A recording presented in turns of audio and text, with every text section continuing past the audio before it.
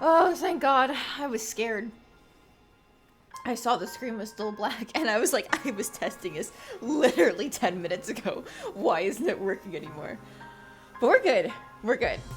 We have it.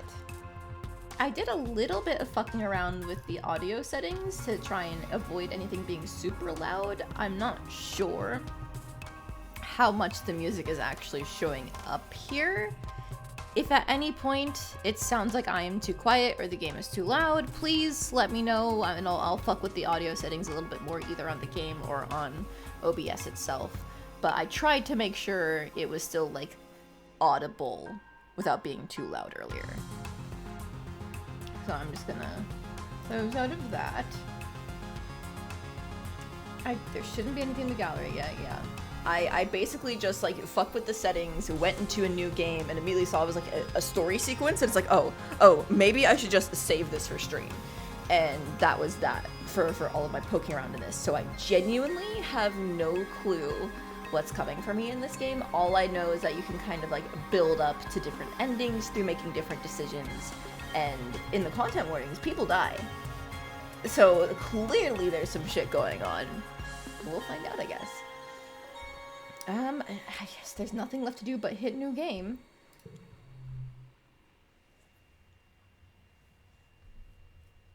Is that like a timeline? Okay. Sure, subjects may not be suitable for all players. Please see our content warnings in the system menu for detailed list of themes and events. I'm pretty good, all things considered, so I should be fine. It's a PG-13 game. Twitch allows PG-13, right? Right? Aha, okay, you wake to chaos, a confusion of light and heat and smoke. Fire. Your head is pounding. You must have hit it and blacked out, but you aren't sure how you got here or what on Vertumna is happening. There's something important you need to remember. Hello, Nick. Welcome. You're indeed first. Your stomach lurches as the floor crumbles beneath your feet and then collapses. Oh. Your body aches and your eyes burn from the smoke. A figure appears through the flames. It's your friend. Your friend? Oh wait, why can't you remember her name? She's gesturing and shouting at you, but all you hear is ringing in your ears. Safety. Climb out. Let's climb out. Focus. Try to stand up, but one of your legs folds uselessly underneath you. It won't hold your weight. Oh. Okay. Your friend pulls you out of the rubble. She throws your arm over her shoulder and half drags you towards the door. Through it, you see a deep, eerie twilight, dark blue and cold against the heat of the fire around you. Glow season. I see the mushrooms. Dog? Yes, I love this hand-drawn style. But also, dog? Hi! A puppy! Glowing eyes. You shake your head to clear your vision. Is that some kind of dog, like from Earth? It's gonna open its mouth and have 100... Yeah. The creature howls and lunges, its jaws open. I'm still gonna pet it anyway. Watch me. I will fucking try my best. Scary dog, scary dog.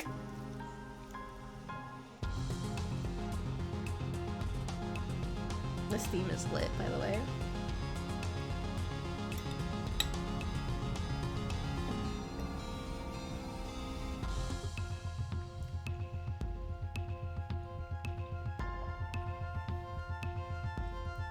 I thought there was gonna be more of an opening sequence, that's why I took a bite of my food, I'm sorry. Okay, you're born on the Stratospheric, Earth's first colony ship, halfway through its 20-year voyage to a wormhole at the edge of the Sol system. Your parents run the hydroponic gardens, which make fresh air and vegetables for the ship.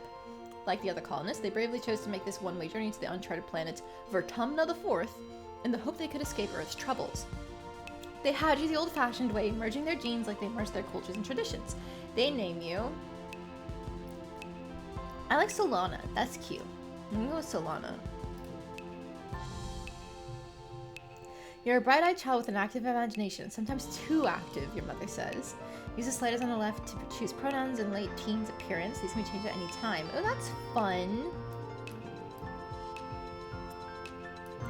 Customize? Ah, okay. You can, there's like the they, them range and the she and he, and then I assume if you hit customize. Ah, Oh, that is excellent. Partner. Friendo. Lover. Girlfriend. Okay, those are cute. I like that. Wow, that's really cool that they went so in depth with this. I'm just gonna put it to she, her, because I usually like playing as female characters when I get the chance. Feminine appearance, or androgynous, or masculine.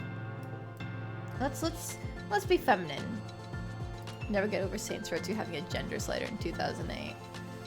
That is ahead of its time. God damn.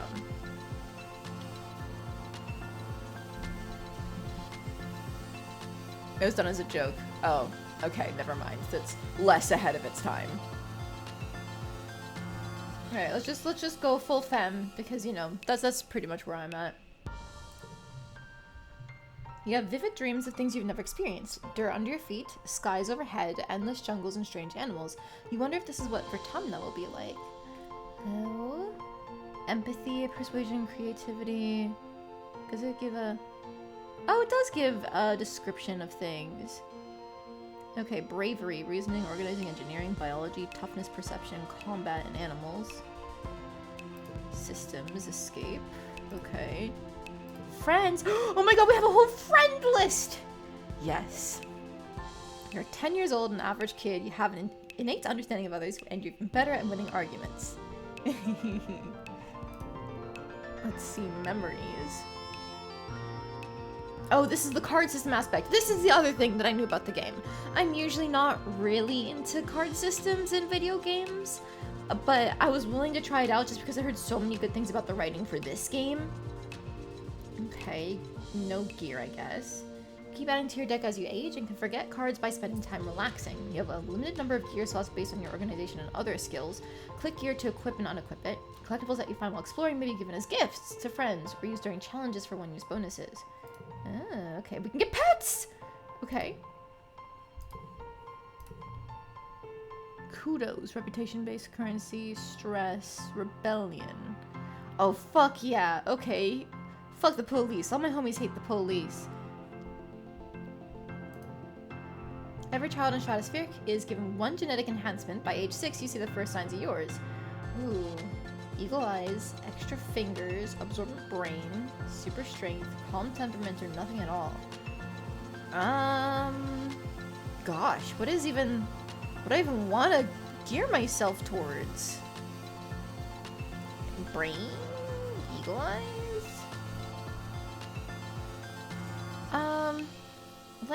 Let's go with Eagle eyes, because perception is a stat. If I know anything about games like this, you know, where you gotta raise your stats, perception is gonna be the difference between you dying and you surviving at some point.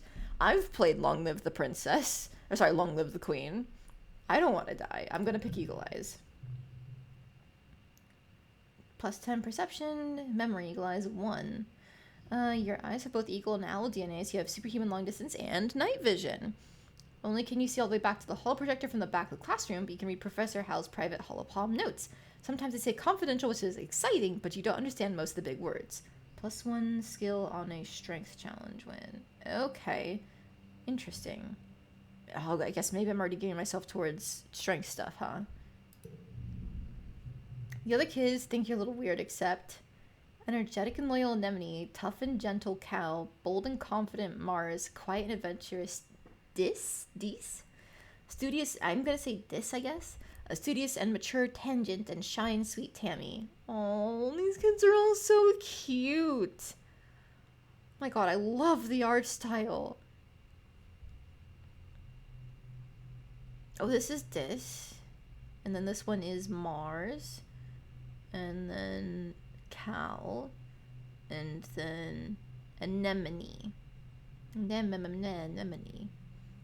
I don't see Tammy here, I think. Unless this is... No. Or Tangent. Tangent and Tammy are both not on the screen here. I kind of like the idea of the shy and sweet one, even though I don't get to see them. So let's try that. Oh, little baby. Look at the little buns. Oh, child. Tammy's the kindest person you know. She idolizes Auntie Sedent and is always following her around, helping her with the babies or learning how to cook. She has the best snacks at class recess and always shares, especially with you and Cal. She and Cal are just as close, so it's kind of like having two best friends. Hell yeah, I win! +1 card to the... Oh, to boost another card, I guess. Okay. Oh, they even have the artist credits on every single... That is so good. Excellent. +1 friendship, +10 empathy, +10 creativity. Okay. I like her. You're 10 years old when the ship finally reaches the wormhole. Professor Hal says it's like a doorway to the other star systems with planet Vertumna IV on the other side. You run emergency drills for months to prepare. When the day finally comes, it starts with a rumble, then things start to slide off the tables. You hurry to gather near the escape pods just in case. The emergency area is crowded with families. Oh, goodness. I feel like they're going to die. We were warned of character death. I feel like they're going to die. But I'll give them voices. It's going to be fine, Solana, your dad soothes. We'll be through the wormhole and down on the planet before you know it, just like we practiced. Your mom gives him a sharp, worried look. Red emergency lights switch on as the siren begins to sound somewhere distant in the ship. Try to breathe slowly like you were taught, but you're very scared. You look at a porthole and the stars are gone. When you're frightened, you put on a tough face. You need toughness 5 or greater. Get in touch with your emotions or think of a game to play. Creativity 5 or empathy 5. I guess empathy is already my good stat. Maybe I should just try and boost that while I can. I'll try that. Oh, she's crying. Somebody help her. You bawl like a baby. It feels good. You aren't the only one. Nearby, your classmate Tammy has tears streaming down her cheeks, and Mars is trying quietly to console her. She sighs as your crying makes Tammy wail even more loudly. Your dad puts his arm around you as you let it out. Okay. Stress cry. That's the strongest card I have so far. At least I'm pretty sure I do. Hang on. Okay, being friends with Tammy and crying are my strongest cards. Let's go. You wait, and the shaking builds. Then everything starts to get very weird.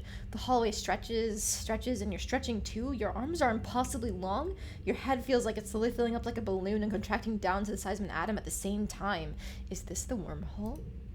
You hear the distant, ominous squeal of metal giving way as the ship shudders and lurches in slow motion. The weirdest part is a sense of deja vu. You're sure this has happened to you before, and you know somehow that everything is going to be okay. The shuddering reaches a crescendo. You hear an impossibly loud crunch and feel weightless for a few seconds before gravity slams you back against the wall head first. You black out. As you slip unconscious, you feel yourself twisted out of time. It's today, yesterday, and tomorrow all at once. And more than just one tomorrow. Lots of them. Different tomorrows. Oh my god, is that what... Wow. She's pretty. You find yourself in a place that you know from your dreams. Tilled fields, dramatic ridges, and a stranger, but also not a stranger, grinning as she grabs your hand. Hurry up, she says. Or maybe I should give her a voice now? I feel like she's gonna appear. Hurry up, she says. I'm not going to let you miss this. Distantly, you can feel the ship shaking as stopped and hear your parents' worried voices. Feeling safe, you slip further into the warm embrace of the stars. Yes, sweet booba. You drift. Gradually, your consciousness reforms. You wake up in the med bay. The med bed under you plays a soft tone. Yes, hi there, Sui. Welcome. Welcome to stream. Excellent first chat. The med bed under you plays a soft tone and an automated voice speaks. 2 weeks have elapsed. The patient's cranial injury has completed healing. They may now be safely discharged. There we go. There's my blanket. I wanted something for my legs. I wear shorts today. Okay, as the fog lifts from your head, you realize something seems different about this room. It's so bright, and you try to focus on the window. Something is definitely different. Sunlight, trees, or ground? Ooh. Trees! Instead of the familiar blackness of space, bright light from the twin blue and yellow suns is streaming through the windows. You peer out and see fields, glass-walled domes, and walls ringed by giant mushroom-like trees. There are construction materials everywhere, and people are walking around outside on the ground. You better get out there and join them. I feel like I should rush out. That feels in tune for this character.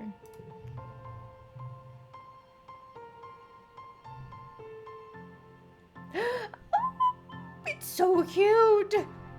Oh my god. The living quarters. The ship's quarters are where everyone sleeps, eats, and hangs out. The private bedrooms are small. You share one with your parents, so colonists spend most of the time in the big common area. There's a lounge and cafeteria and a creche. Creche, probably, where all the little kids and babies are raised communally. Oh, Tammy jumps as you step out of the ship's quarters behind her. Oh gosh, what's a good voice for her? Maybe something like soft and a little shy. You're awake. Are you all better? You better go see your dad. She points southeast towards the geodesic domes. To walk, click on the ground, click on characters to talk to them. Strato colony. Uh-oh. The stuttering was not there when we were going through all these other parts. Hang on. What if we don't VSync? Nope. Still there. Kind of. Yes. I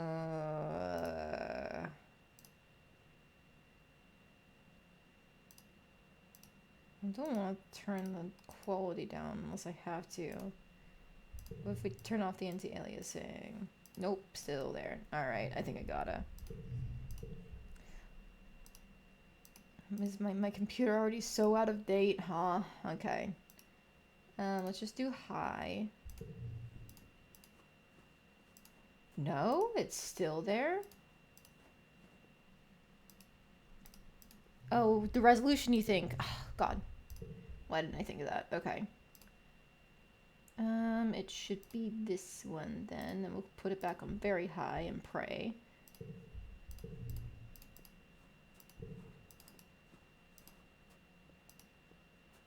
There's less stuttering. Oh, goodness.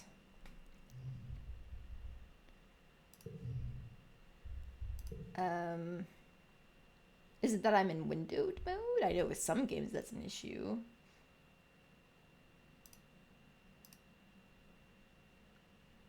You got it? Thank you for helping me troubleshoot this, Sui. I would have been lost. Buying a new computer. Hey! Hey! Buying a new computer is expensive. Okay, never mind. I don't not thank you anymore. Oh.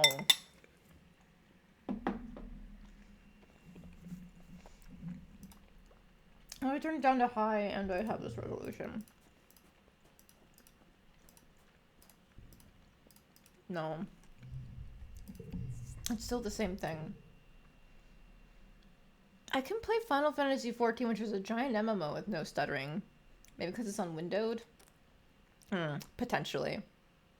Okay, let's put this back up to very high. And then we'll put it on full screen window. And that's going to fuck with our aspect ratio on the stream. So you guys get to see me fix this in real time, assuming this stops the stuttering. Yeah, that actually looks like it fixed most of it.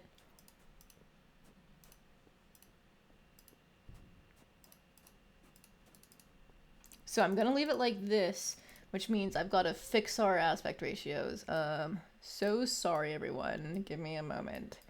You guys get to see this in real time. Yeah, we're so professional, lads. Don't mind me getting my edges all lined up. Okay, and then we can scoot that to about there. And then this is the fun part, where we're just gonna like drag it out to be real big and tall. Oh, that's pretty close. That's too much. How's that look? A little too much. Almost. That seems right. Shift it over a pixel? No. That's pretty much fine. All right. That's fine, I think. There's no... I'm not seeing any empty space, so we should be good with the layout. Okay.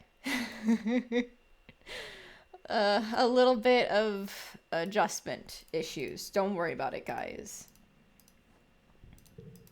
That's where we came from, so... Tammy! Tammy looks concerned. You slept for so long after you bumped your head. I bet your parents were worried. Your dad is working over in geoponics near those domes. They're called greenhouses. I would go with you, but, well, this is as far as I've been from the ship since we landed. It's scary outside. It's okay, I still love you. You're cute. You're just adorable. Engineering. A low throbbing noise comes from the engine room, which provides power to the colony. Other quarters lead off to the teaching labs and med bay. You know the route to your classroom as well. Or you know the route to your classroom well, but the rest of the wing is off limits to children. Congruent, the ship's onboard AI beams down at you from a nearby holoscreen. Don't forget to study hard, Solana. Haha. No? Question marks. The garrison. A small team led by Security Chief Rhett was enough to keep the peace on the stratospheric. To stay busy, they also ran the exercise gym and sports ball courts. Here on Vertumna, the garrison has expanded fast. They're building a huge wall around the colony and have an outdoor firing range and a big covered dojo. And best of all, a regulation-sized sports ball court. Oh, there's that wall in question. The graphics on this are still cute as hell. Well, there's our dad. He's alive. Command. Command is a warren of long hallways with doors off to tiny nondescript offices. Everyone you pass seems to be hurrying off to something important. The end of one hallway opens into the supply depot, which works as both a requisitions office and a general store. Beyond it are cavernous warehouses stacked high with supplies from Earth now being gradually unpacked and distributed. Colony food shortfall, 100% low.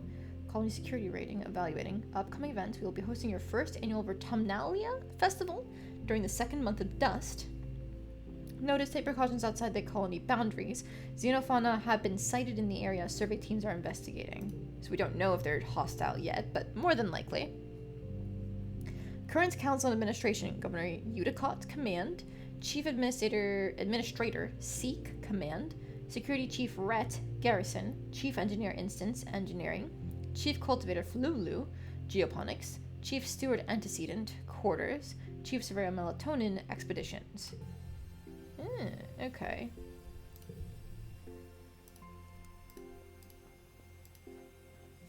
And down here, we're gonna check this out first because I love sequence breaking. Geoponics. The greenhouses have different biomes inside, growing plants from Earth that might belong in a desert, jungle, or temperate forest. Some are so delicate you have to spray off any germs in an airlock before you can enter.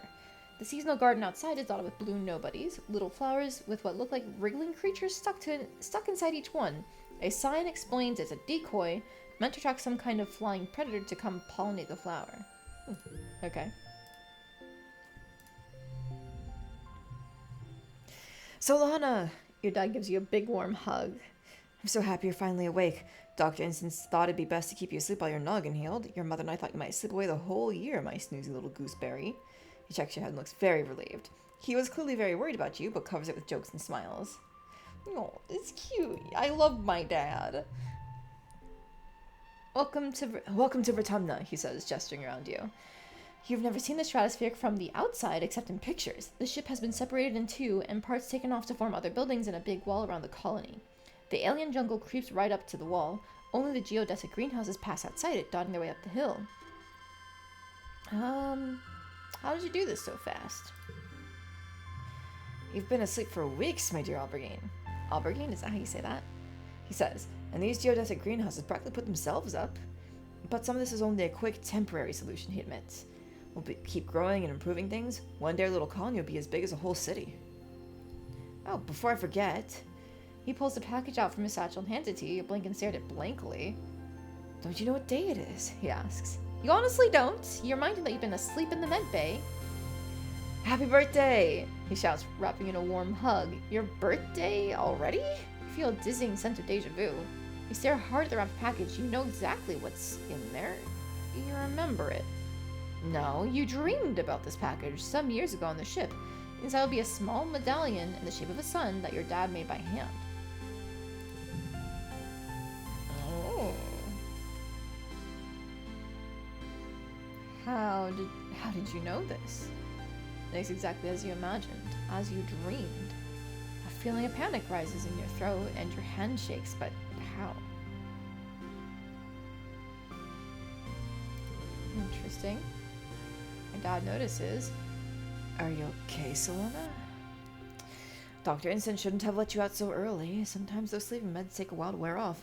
They might make your head feel funny for a few hours. And you nod, maybe. Maybe that's all it is. Someone shouts your dad's name. Listen, I'm so sorry, Solana, but I have to get back to work. There was an accident when we landed, and... Don't worry, we're going to fix it, your mother and I. Professor Howell's expecting you in classes if you're feeling up to it. Your dad says, pointing west to the engineering ring in the rear end of the bisected ship. And he points to the large doors you came out of earlier.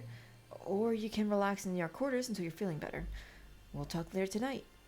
He says, and then kisses the top of your head and ruffles your hair.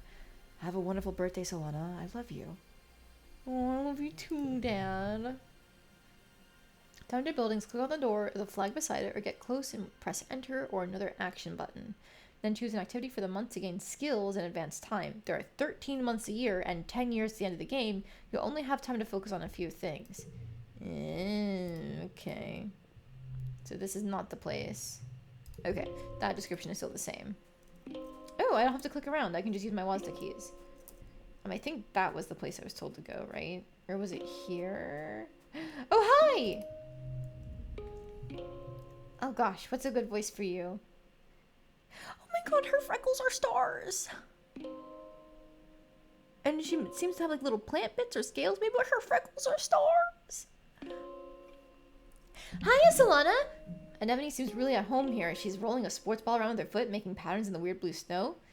This stuff is different from snow on Earth, because it isn't cold, but it's still neat because you can make stuff out of it.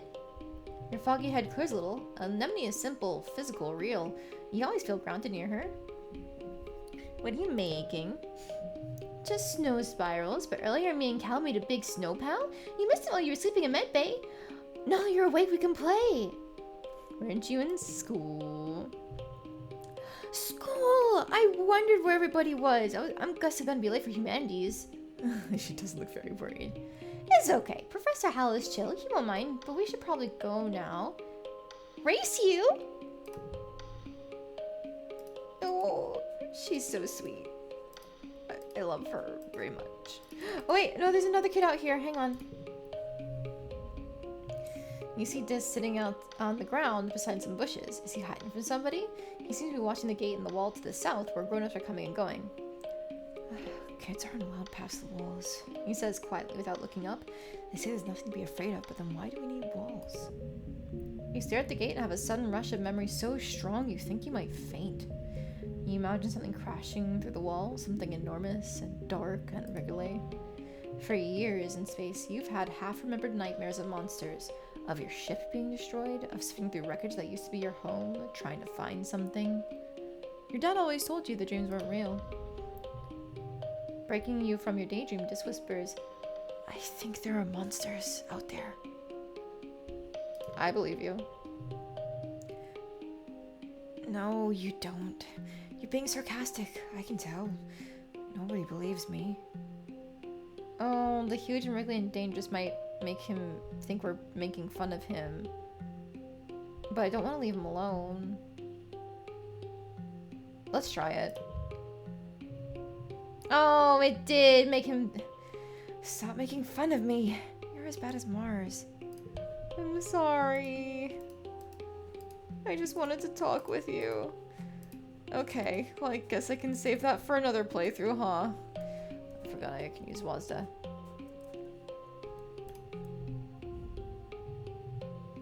Ooh. Either way, we get a bunch of stress.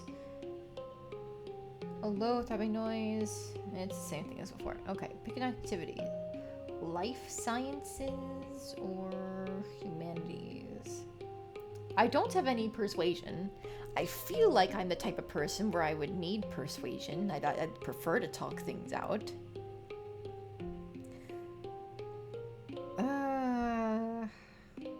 Let's do that. Let's see how it goes. Oh gosh, professor voice. Welcome, Solana! I hope you're all warmed up and ready to study the glorious humanities. History, literature, language, media, and philosophy. And yes, if you're lucky, we'll have a little ancient earth poetry too. By the way, if anyone is interested in taking engineering classes, please register through Congruence's scheduling system when you have a chance. She'll be helping me teach them. Today's assignment is an easy one, because I was up late repairing Congruence's subterminal and I could use a nap. Like you'd write an essay on what the Rotumna colony means to you. We just got here, so my friends are all here. Write about all your buds and the fun things you do together. Oh, I'm sorry, Mars. You're really pretty. I love the way her eyes are colored. It's just so pretty. And I'm assuming that little flash forward might have been her. When Hal wakes from his nap, he asks a few students to read their essays to the class. Mars is annoyed that you hardly mention her. Well, you aren't really friends, so. When you work or go to class, you'll play a quick card challenge as the month passes. Move cards to fill the 5 panes and make the best hand you can. Order does matter. If your total in the circle on the right reaches the goal value, you win. Depending on your cards, some challenges can't be won, but you still get a reward for doing your best. Okay. Bonus for flushes, same card color together. Bonus for pairs. And then... Oh, I see. Okay. Same number together. So it's same color and then same number. Interesting. Bonus for straights, increasing from left to right. The more cards in a flush, pair, or straight, the higher the bonus added to your total. Cards can also affect each other and can be rearranged to find the best total score. Okay. +1 from the Sun Medallion gear, +1 to challenges. Okay. Push through 20 stress. I'm assuming that's just an auto succeed. Okay. This is not a strength challenge. +1 to skill reward at the end of physical red challenge only if you win.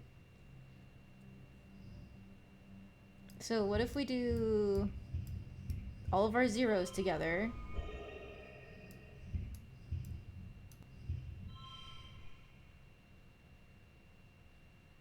That looks like we did pretty good.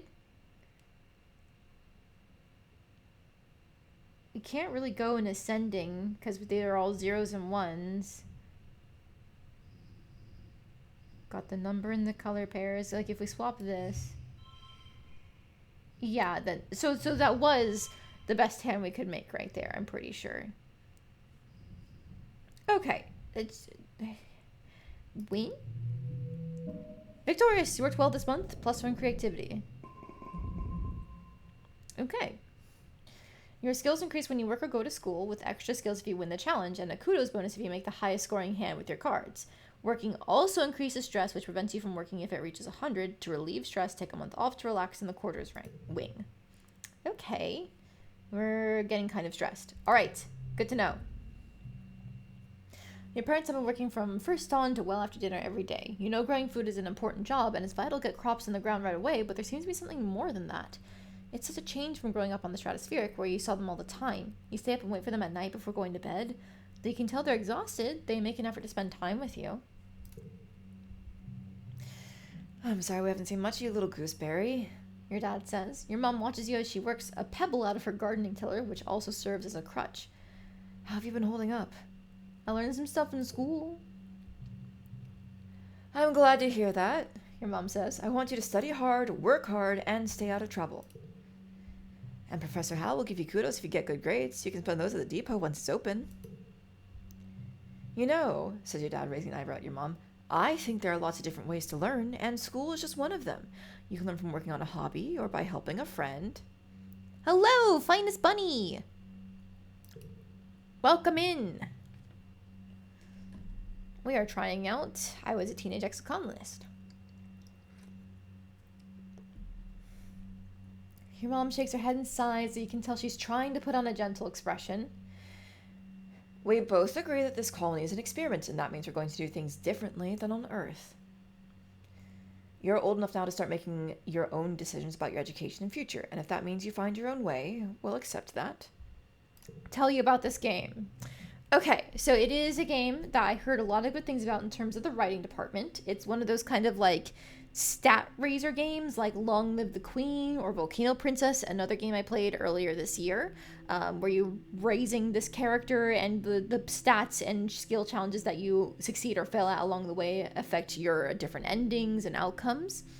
And it has a card gimmick where, like, in order to succeed on challenges, you can use like the hand they give you based on your memories to try and succeed. And so I was hesitant to try the game because I'm usually not a fan of deck builder games. But again, I heard a lot of good writing, a lot of praise about the writing for the game, and the art is fantastic. And the sound design has been pretty good as well. So far, I am enjoying myself. Your dad puts a hand on your shoulder. We'll be proud of you no matter what you do. Try talking to your friends. They may have ideas for how you can spend your time. And come by Geoponics, your mom adds. We could use your help. Okay. Early quiet. Mid quiet. Okay. So 3 months in each section, I guess.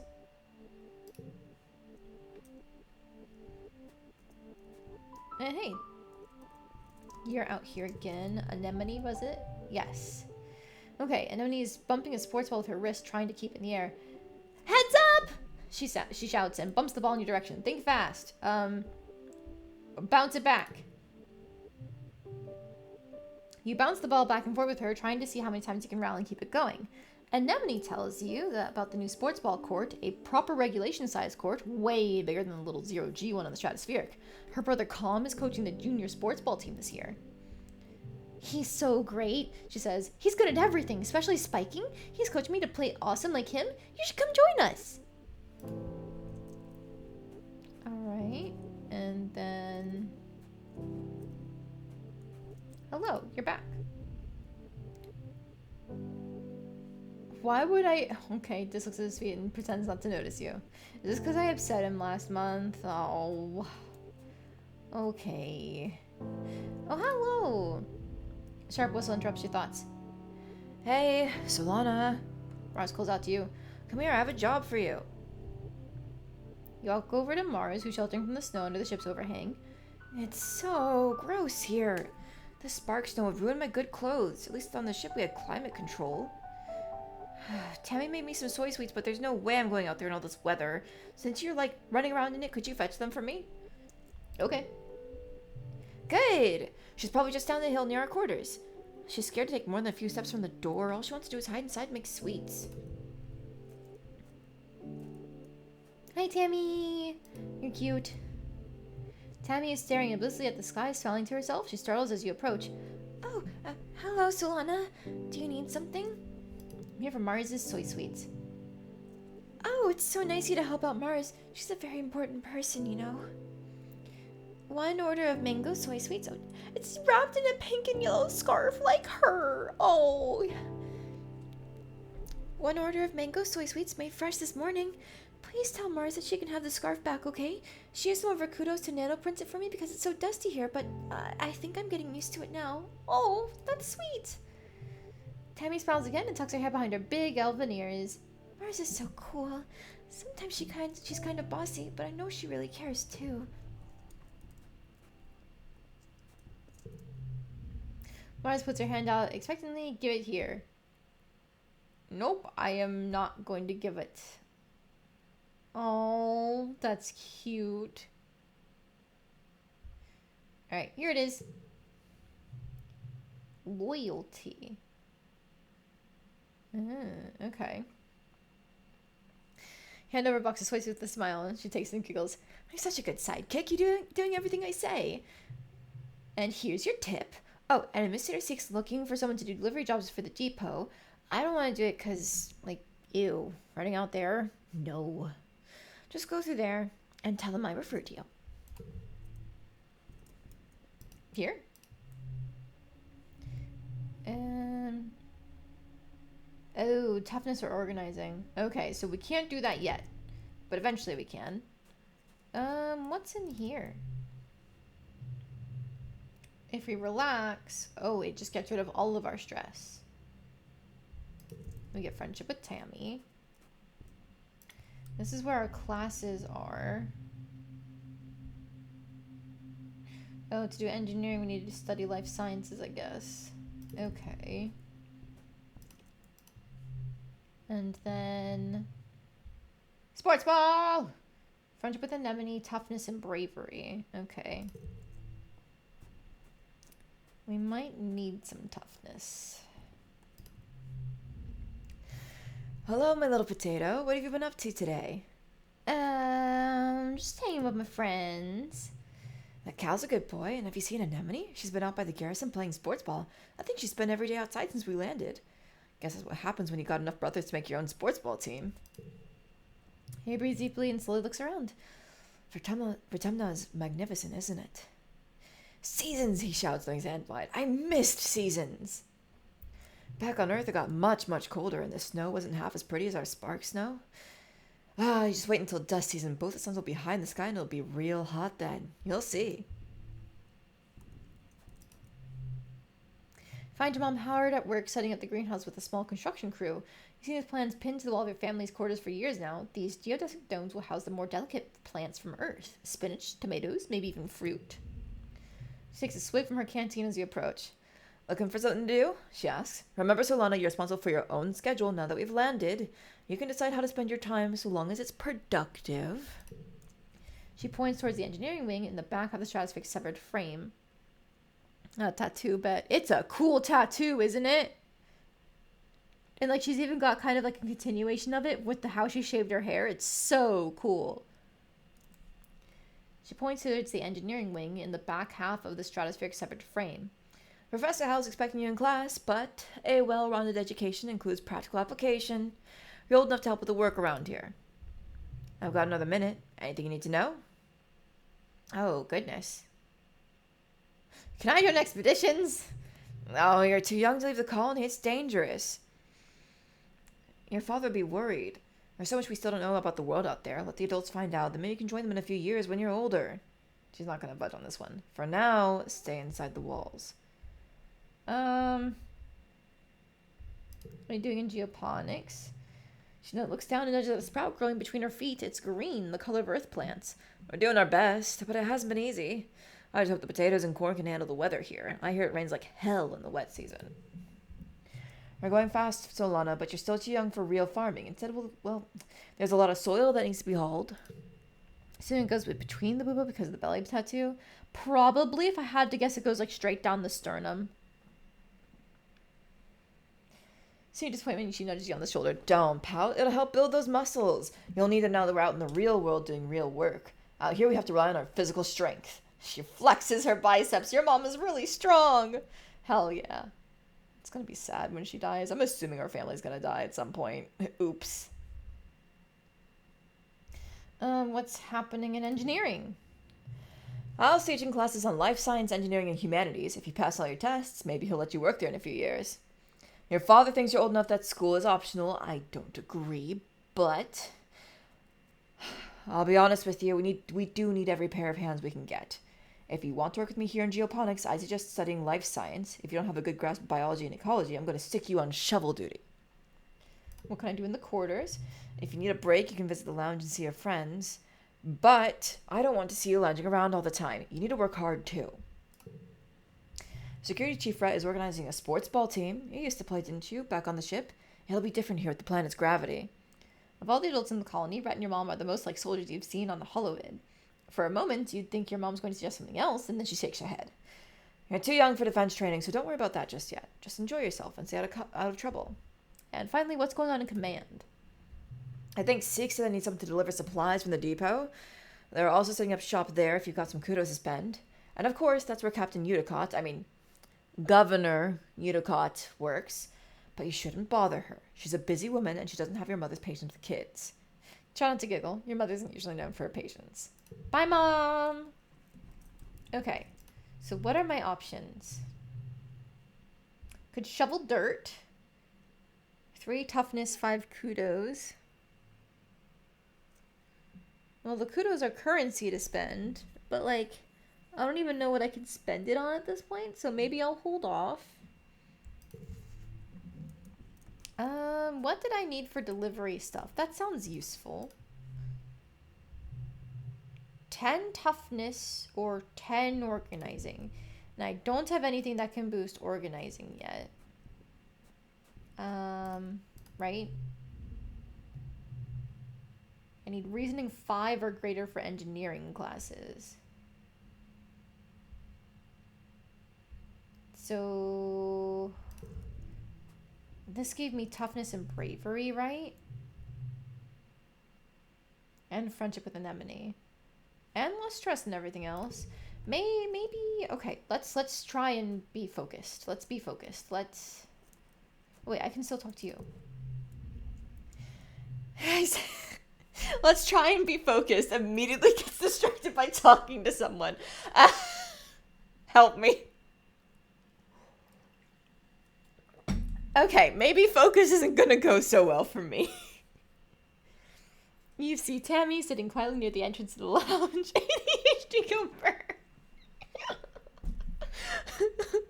I'm not officially diagnosed with ADHD, but not gonna lie, sometimes I wonder. Sometimes I wonder if I could have it. You see Tammy sitting quietly near the entrance to the lounge. You've known her for, well, your whole entire life. Back on the ship, you... Oh, no, I don't want to tease her. She's too nice. Hi, you love this game. Elu Universo 28. Hello! Welcome in! I have heard a lot of good things about it, so I'm trying it out, and I'm very much enjoying myself so far. Best thing is definitely the art style at the moment, because everybody's so fucking cute. They're so soft. You have all the endings. Oh, that is dedication. Because it sounds like there are a lot of them if you count all the bad endings. I used to... Let's say we were study partners and hopes and helps us with this. Tammy was just awful at Earth history. She thought Europe was the name of an English queen and the Pacific was a famous ceasefire treaty. Facts go in one of her huge ears and back out the other. No matter how hard you tried, she never seemed to improve. Here's pick up hopefully when she sees you. Hello, Solana. I was hoping you could help me with some homework. Of course! -1 reasoning. Uh-oh. It's a good thing I didn't do any classes yet. You have, good luck. Thank you for the luck. I appreciate it. I already lost any reasoning I could. It's a good thing I didn't go to the reasoning class last month. Actually, we're optimizing things, guys. Oh, thank you. She bounces up and down. You spend a couple hours trying to teach her the difference between exothermic and endothermic reactions. One makes heat and one absorbs it. Why is this so hard for her to understand? The thing is, Tammy never loses heart when she fails a test or gets an answer wrong. It's inspiring, even though sometimes you feel like you get dumber after studying with her. Oh, you're such a cutie. Oh, she's adorable. Okay. We need either organizing or toughness to do deliveries, but also engineering is something that seems like it could be good for us. So, hello, Rudy! Welcome in! We are trying out a new game today. And I'm already getting distracted by literally oh my god. There's cat ears on this! That's so cute. Who did that? Was it meant to just be like a help the kids thing? Yes, I did complete the Great Ace Attorney. And it was quite good. I love that game so much. I've been seeing a bunch of fan art for it on Twitter, and I'm very happy that I have. Okay, But before I get any more distracted, I think what we should do is this unlocks at Reasoning 5, which is pretty low. And the other delivery thing unlocks at, like, Organizing or Toughness 10. Either way, I'm pretty sure it's going to be a few months before I can unlock anything. So let's just start with the lower barrier and go from there. Was this the game you mentioned during Volcano Princess? Yes, it is. I'd heard about the game even as far back as then, that it was really good. And it was on sale recently for, I think, 30% off. And the sale just ended, unfortunately, for anybody who might be interested in picking it up. Sorry. It was like yesterday when the sale ended. But I figured it's on sale and I need a new game to stream. I might as well try it out. Let's study life sciences.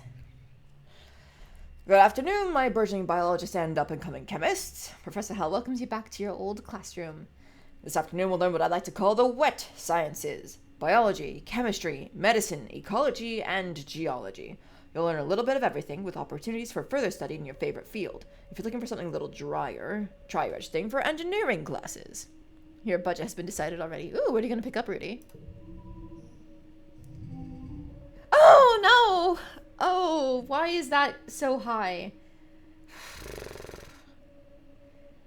Okay. Rhapsody 2 I'm thinking about this week and you picked it up. Oh, those are Tales of games. Not Tales of... Trails of games, right? You regret nothing. You know what? More power to you. Okay, so 0, and then 0, and then 1, and then 2, and then 2.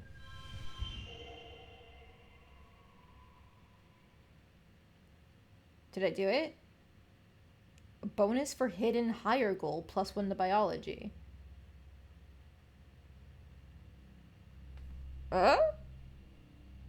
Okay, I think we did it then. It says win. I saw that DC and I was sitting here like, oh, I'm never gonna fucking do this. At least the card system in this game seems pretty simple so far. Maybe it'll get worse, but like, I'm okay with this. This is a level of card where I can approach it pretty easily. Grab a YouTube video of Rhapsody 1 a moment. Marl's Kingdom. Interesting, okay. You worked well, +1 to biology. I was hoping that would be a really big jump to reasoning. There must be a better thing to boost to reasoning then. Okay. This week you had a few more bouts of deja vu, remembering what somebody's about to say or do just before they do it. Sometimes they actually do it, but not always. This morning, you were sure that Professor Howe was going to trip on the uneven floor in the cafeteria and spill his plate of hash browns. You even told Mars to watch. He didn't, though. As Professor Howe walked away, his hash browns safe for today, Mars called you a liar and a dummy. You don't want to spoil, there's going to be a lot of trauma. Oh, I was expecting that. Like, one of the big trigger warnings of the game is, like, character death. And it's, your family will die. And it's like, okay, I'm ready for my parents to die. I'm glad I gave them proper voices because they're alive for longer than I expected. But, yes, I'm almost certain they're going to die. Here it is, opening video of Rhapsody 1. This user is on an older platform, but it got ported to PC. Nice! I'll have to check it out after stream. You like the musicals? The game has musicals? Oh, that's fun. If you replay, it's easier to save people. That figures. I figured there was some sort of like new game plus bonus. Oh my god, is that gonna be Tammy when she's older? She's so cute! Oh my god, I just want to pat her head. Pat, pat. At night, your dreams are all mixed up with stuff that you know can't be real. You're chased by monsters the size of buildings, only to be saved by strange people you've never met. You're holding hands with someone you love. You're crying as you help lift a shrouded body into the colony recycler. Everything seems so familiar, but when you try to recall their faces when you wake up, they're smeared in your memory like wet paint. But what if those things haven't happened yet, but they will someday? Anytime you try to tell someone, they think you're playing a trick, or that you're sick and need to go to med bay. You eventually decide to stay quiet about your strange dreams. Why?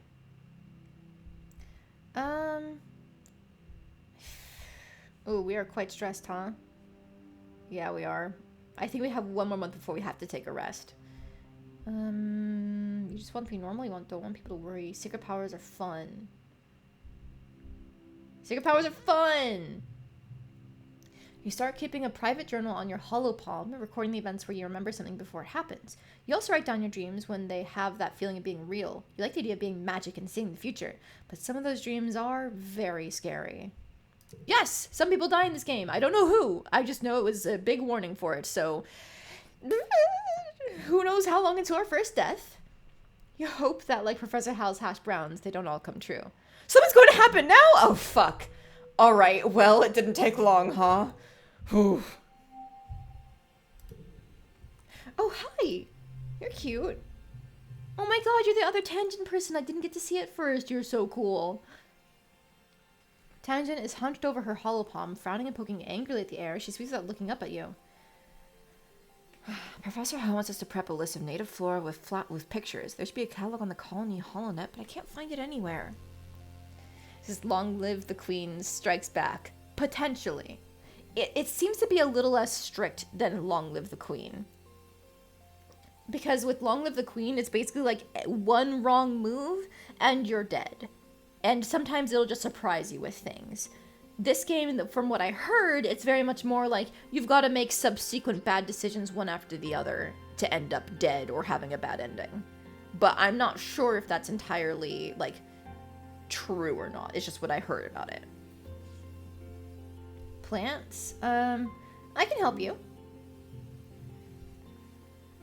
You launch your own holopalm, start searching the colony's holonet archives for a list of autumnal plants and animals. 10 minutes later, you find it buried under survey logistics in the expeditions net. +2 friendship. Hey, we got organizing. And nobody passes by and pulls a face at the two of you. Hey, holo nerds! School's over. Come play sports ball in the sunshine! You've almost 100% completed the game. If you need like 1 card and 2 achievements and you're done. It's your favorite game. Oh, that is dedication. There seem to be so many cards in this game. Like I already have almost a whole 2 rows and I've been playing this game for, what, an hour? Oh, thank you. Hello, Anemone. And then he holds her stomach as you approach. Does the air here make you feel hungry all the time, or is it just me? I feel like a whole one of the mushroom trees just... Ow. She mimes having a whole giant mushroom in her mouth. Want to train it to be toughness 20, my god. Okay. So that's certainly one of those new game plus bonuses, I think. Will you talk to me yet, please? Currently waiting for an Irish-British character. Look, none of them are talking with an accent in this game, alright? I don't have to worry about doing accents. Why do I need to dare him to eat a worm? I don't want to be mean to him. This is hanging out near the south gates, his hands in his pockets, at least staring at the ground and digging the toes of his boots in the dirt. He nods at you but doesn't say anything. Okay. Here's Mom and Dad.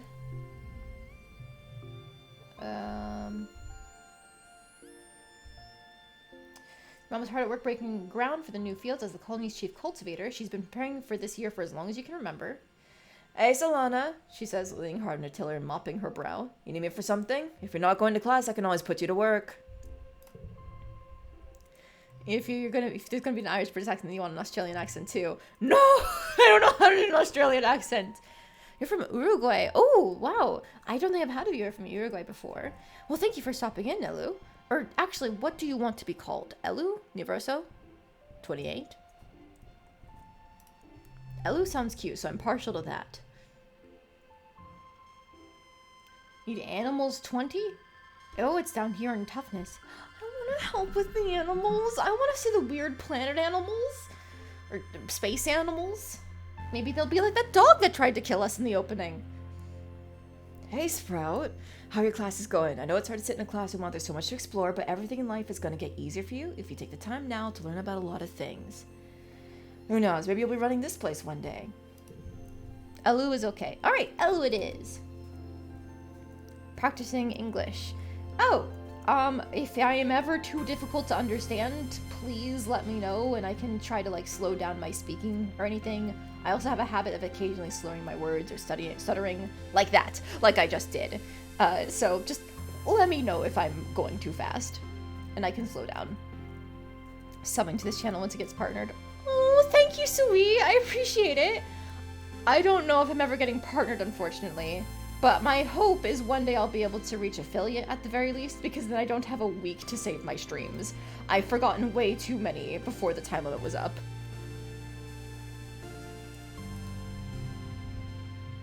Cal is riding around the Geoponus Gardens on his hoverboard. He was a skater boy. Okay, I understand. The board comes to a sudden shuddering stop on the rocky ground in front of you. Cal falls off, but catches his balance for eating dirt.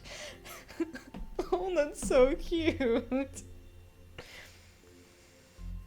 Oh, you meant affiliate. Ah, okay.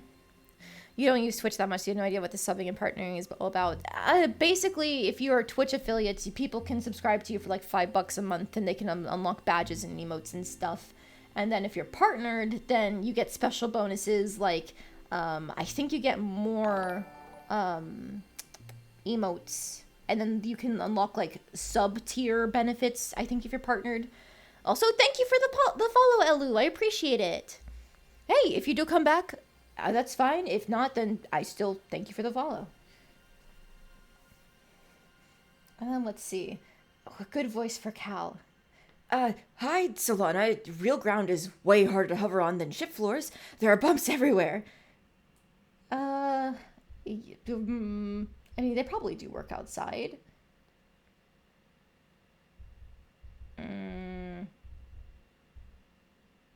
We all have to adapt. Yeah, that sucks. Maybe they don't work outside. Fact that you average like 5 to 6 viewers per stream, I think you only need to get 50 followers. For affiliate, yes, it's 50 followers. I don't know what the metrics are for being partnered from there. And the voices are fun. Thank you! That's part of the reason why I actually chose to play this game, because I like doing voices for characters. I play a lot of tabletop in my free time, so doing voices for characters in tabletop is basically exactly like doing voices for characters in like visual novel games, so I can practice for my tabletop and for my streaming whenever I'm doing one or the other. If I'm playing tabletop, I can practice for stream. If I'm doing stream, I can practice for tabletop. I was a theater kid, if you can't tell, when I was in school. Oh, they totally do. I've been all over the place on this thing. Hovering outside is rad. Look at this. He runs over to a small depression in a nearby hill and presses it like it's something amazing. Look at this. It's called a skate bowl. Can I try? Tabletop like D&D? Yes. I play a ton of D&D. It's basically the only... Am I playing in any other systems right now? Tuesday night is D&D. Thursday night is D&D. Friday night is D&D. Yes. Right now, I'm only in games that use D&D as a system, but I've played other tabletop systems because there are a bunch of different rule sets for different types of games. I'm planning on running one soon that uses this rule system called Ryutama. It's very cozy and light, and it focuses a lot on like travel and like trading. So it's a fun departure from D&D, which I'm very excited to play. Of course, I'm wilding out, and I'm gonna add a whole like farming thing to it, so it's not just travel and trading, because I'm basing it off of Rune Factory for the game that I'm gonna run. But most of the time, D&D is what I play, yes. Want to play with your friends, but there are lots of rules to learn. Oh, genuinely, if there is ever an opening in their table for their games, just ask to join. Almost all of the players that I know are never opposed to having more people at a table if they're willing to have a larger group. If they want a smaller group, then they might say no, but if they are willing to have a larger group, they're never opposed to new players. And there's, for example, my Friday game. There are two people who are playing in a Saturday game, and every Friday, I am still the person who's explaining, no, this is how this rule works. Actually, it should have been played like this, when they tell me stories about their Saturday game. There's always more to learn, and there's always going to be somebody who's willing to teach as well. That's at least my experience with tabletop. So I would highly recommend trying to play if they ever have an opening. It is a commitment, though. You should be prepared to try and make the sessions on time and like be available for the full thing. You know, it's really difficult to get people together, so you have to respect that commitment to people's time. But it is a great, fun time if you can make it. Sure, but please be careful. Mom says if I break my hoverboard, we can't make another one. And you take turns riding around the bowl, trying to get up enough speed, going down one side to come back up the other. You don't land any tricks. It's hard just staying on the board with this uneven ground, but it's still fun. Oh, that's cute. Tammy, how you doing? Perform a random act of kindness. Oh. Tammy's dad is the head of expeditions, which means he's out surveying the jungle every day. This morning you see her crying in the doorway as he leaves. I don't like when he goes out there, but he's so brave, and so are you. That's why I like you. She's so cute, a little baby. You start simple. You give Tammy an enormous hug, sharing the love. Tammy gets a lot of hugs, but you make sure this one feels special. She hugs you back, wiggling back and forth happily. She's surprisingly strong. I love her. Oh, what is this? Gems matter for other cards. Interesting. Okay. She's so cute. Imagine it's like soccer or basketball. It's a hobby. You can't be late or else your coach would be very upset. I mean, like, okay, most people are not going to be super upset. It's only for like a couple times here and there. It's only when you're consistently canceling or like holding people up 30 minutes plus, so on and so forth. That's when it gets kind of upsetting. But most of the time, people are more than willing to like give like a 10 or 15 minute leeway. Yeah, one day you'll do it. Absolutely. I highly recommend it. It's a very fun hobby. It's where I get most of my social interaction with my friends. Thanks, Solana, she says breathlessly as you squeeze the wind out of her a little. I really, really needed that. Oh, before you go, she adds and produces a box with a slice of cake in it from the folds of her skirt. Do you want this cake? They're so fun to make, but I need someone to help me eat them. I'll make you another on your birthday if you like, and we can trade hugs for cakes again. She's so sweet. I love her. Little baby.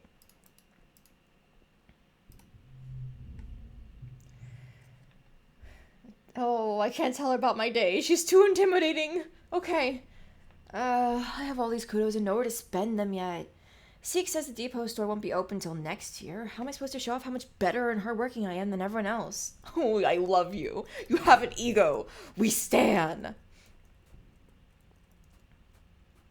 Okay, what was I doing previously? I think we were working on trying to get our reasoning up because we wanted to unlock the engineering class. What does this give us again? Just kudos and friendship with Cal and toughness. Toughness is the easy way to get the deliveries open, though. Favorite character is a spoiler. Oh, don't worry. We'll get there eventually. You're so cool, by the way. You're really cool. Tangent sniffs the air. It stinks out here.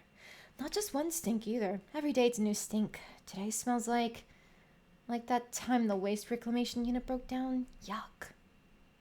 You haven't noticed the smell. She sure is sensitive. Or maybe she just likes the stale air inside the ship better. Oh, we're not smart enough to study with her. Help. Oh, we're too dumb for everyone. We are basically just empathetic and that's it. Okay. We're not smart enough. We're not tough enough. Oh, okay. I do want to be smarter. Maybe I should have chosen something that makes me smart, huh? God damn it. Why did I screw myself over? Alright, what if we just commit to being tough instead? No. Unlock the fucking class. Commit to something. We're still getting biology and other things as we go. Alright. Oh, friendship with Tangent for Humanities. I see. Oh, you get it either way. I understand. Okay, this is our last month before we are just max stress, so then we're gonna have to do a rest month next month. Okay. For today's lesson, we'll start with a fun group project. You'll be studying the mush tree, a prominent natural resource native to Vertumna. In the ideal conditions, it can grow at a speed of over 1 meter a day and have a diameter of up to 30 centimeters. Your team will experiment to find those ideal conditions. You team up with Tang and Cal. Tang is her nickname. Oh. And are given a mush tree spore and a bucket to grow it in. The rest is up to you. Tang looks up the surveyor's notes on the holonet. Mush trees are the most abundant south of the colony in the stormy, moist regions of the subaqueous swamp. What if we use water instead of soil? Like they do with hydroponics. If they like wet weather, that might work. Solana, do you have any suggestions?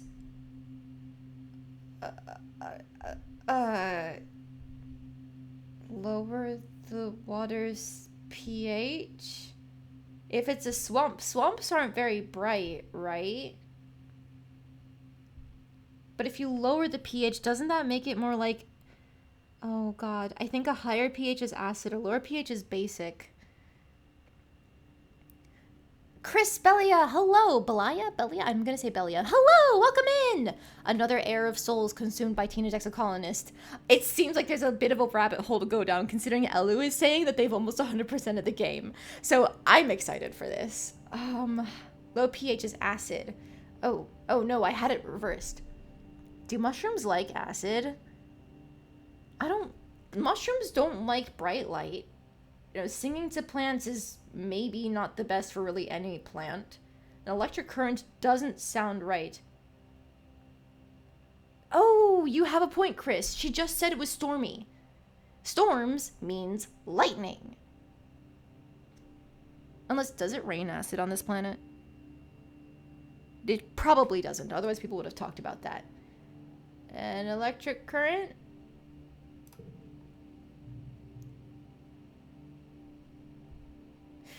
What?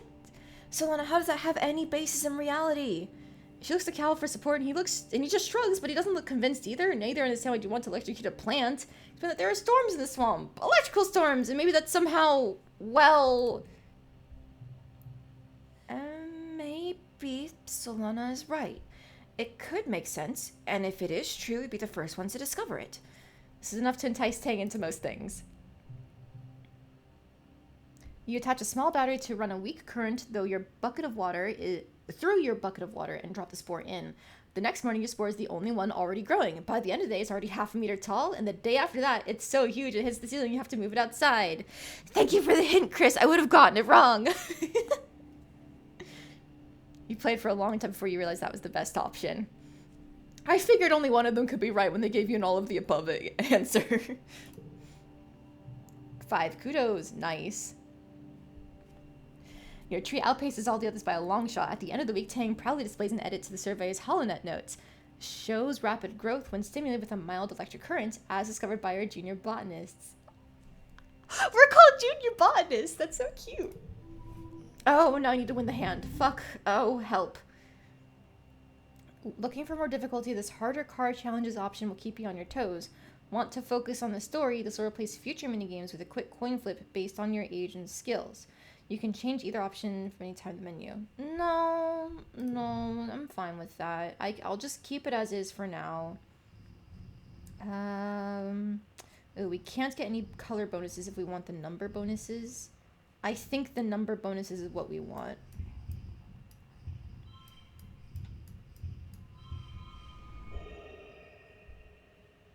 Yeah. You realize that hint on your very first playthrough. I think I was overthinking it, trying to think about what real mushrooms would like while ignoring the actual in-game text. So thank you again, Chris. Or do you prefer Chris or Belia? Belia.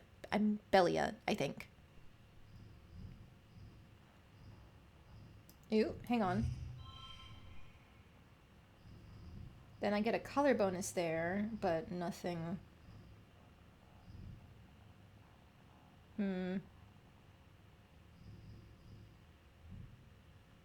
I think this is the best hand I can play.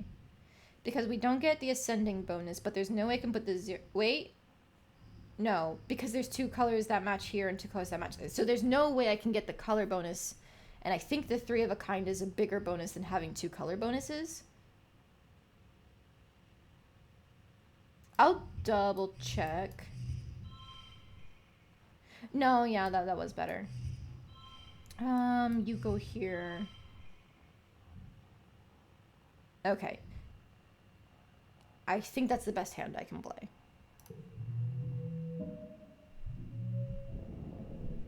Yeah, kudos from best score. And +1 friendship with Tangent. Alright, this is our rest month. We cannot do anything without being too stressed. Early pollen.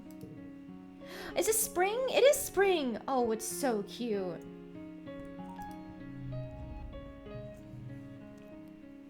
I play a lot of starts to be like chess because you know all the right answers and what happens so you just have to do the right things at the right time to get what you want. Yes, I was definitely falling into that pattern with Volcano Princess when on really my second playthrough it started to be like that, but the third playthrough was very efficient. So I'm assuming it'll be like this.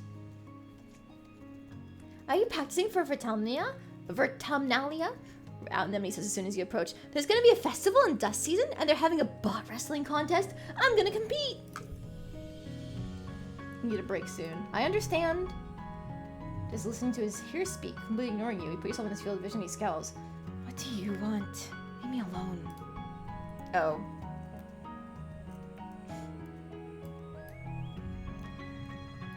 Have you gone outside the colony yet? I hear all sorts of terrible things. Regardless, we're not allowed to stray from the gates unless we're on an expedition. Not that stops my brother. Oh, Tammy! She left the thing here! Oh, that's great. Tammy's as head of expeditions. Empathy 40. Oh, no. Oh, I'm sorry, Tammy. I can't hug you again. I don't like when he goes out there, but he is so brave, and so are you. That's why I like you. Hi, Cal. The suns, they're so warm. Well, the blue one is just kind of warm, but the yellow one is like a heater in the sky. The glow lights on Shadow were bright, but never hot like this. It's so nice. We have a text balloon over their head if they have something interesting. Okay, what's this? Hefty red Xeno egg? +1 to card change suit to physical. Oh, okay. Interesting. Egg. Oh, and now I can give it to people. Okay. But what if I want to keep my egg? I'm gonna keep my egg. I really like that you can see outside here, kind of. You can gift objects to people to be friends. Can you also... Wait, this is open. This has never been open. You step cautiously through the colony gates. That's her dad! Uncle Tonin... Hey, oh gosh, what's a good voice for him? Hey there, kiddo. I'm afraid expeditions is off limits for now. It's not safe out there for kids. You better toughen up so you can join the squads when you're older. You're tough enough, you're brave enough. View the map. Whoa. Okay, and then view the bestiary. Float cow? Xenolevis? Oh god. Bovide. Words. Tonin will always be a sheep to me. Oh, that is a cute idea. These cumbersome-looking creatures are actually lighter than air due to large helium sacs on dorsal and ventral sides. Careful balancing helium and urine allows them to control their evolution. They produce a salty, high-protein, milky substance for feeding their young that's also nutritious for humans. Hopeye, a communal creature with 2 disparate sets of eyes and 1 strong foot used for both locomotion and defense. Though harmless, these small warriors can be fierce in groups. And a manticore. Highly intelligent and predatory, their plumage changes according to the season. Their body is composed almost entirely of dangerous weapons. Do not approach. Ooh. Okay, so I'm neither tough enough nor brave enough to go out there yet. I was still working on getting my reasoning up for engineering. So I think I'll go back and do that. No, I can't actually. I need to sleep. Relax in the lounge. The lounge is a long, well-lit hall along the outer hull of the ship's midsection. It's strewn with tables and cushions and serves as a communal living room for the tiny one-room spaces every family is assigned. You flop down into the lounge's big beanbag pile with some of the other kids. Cal has a dazed, peaceful look on his face. The air smells so good on Vertumna, and so does the dirt even. You notice his clothes are filthy, but obviously Cal couldn't care less. Nobody bounces in. Holy crap! There's so much space to run around and play in. Common Chief Red set up an outdoor sports ball court, and it's way huger than the old one on the ship. Tangent carefully selects one cushion from the pile and perches on it. The school's expanding some of the empty engineering bays, and we're getting a big new lab to do experiments in using local resources. There's so much to learn about this planet. And when he rolls her eyes, but Tang continues. We shouldn't forget our study just because we've landed. Tang's right, school's important. Ugly school's playing sound. I want to explore the jungle. I miss space. What do I want to do? I've been doing a lot of classes. But I don't want Anemone to not like me. But I do want to explore outside. It sounds very cool that there's all these different zones to go to.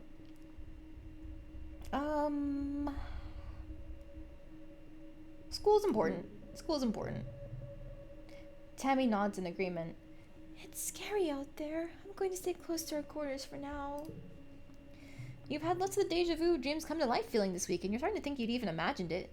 But suddenly you get a pricking sensation in the back of your neck, and remember that Mars is about to enter the lounge and tell everyone to look outside. You stare at the door. Mars walks through it as if on cue.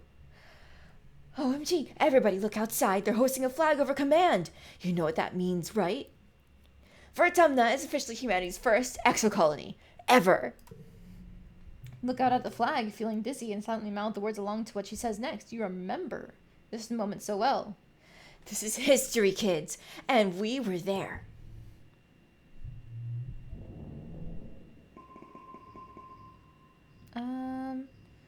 I don't want to forget these cards, because ones are still better than zeros, I think.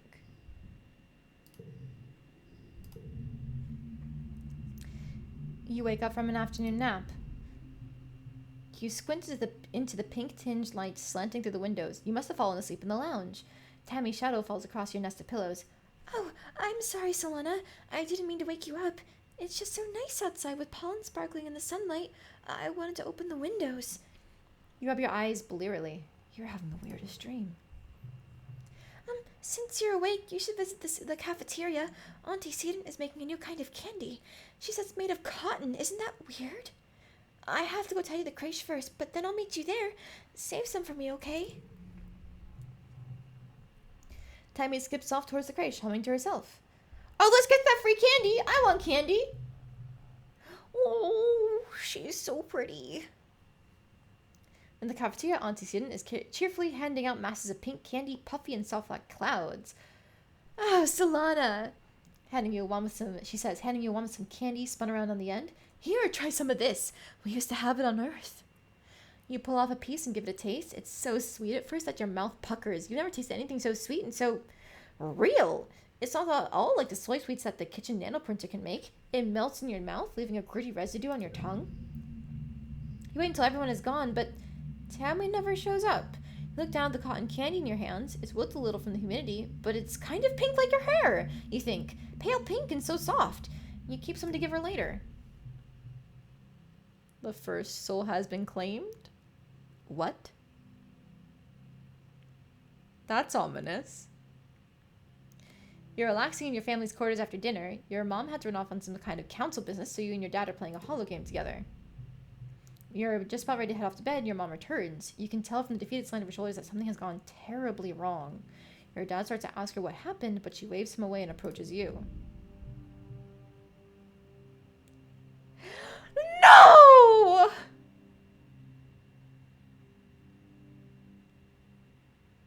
What? Oh my god.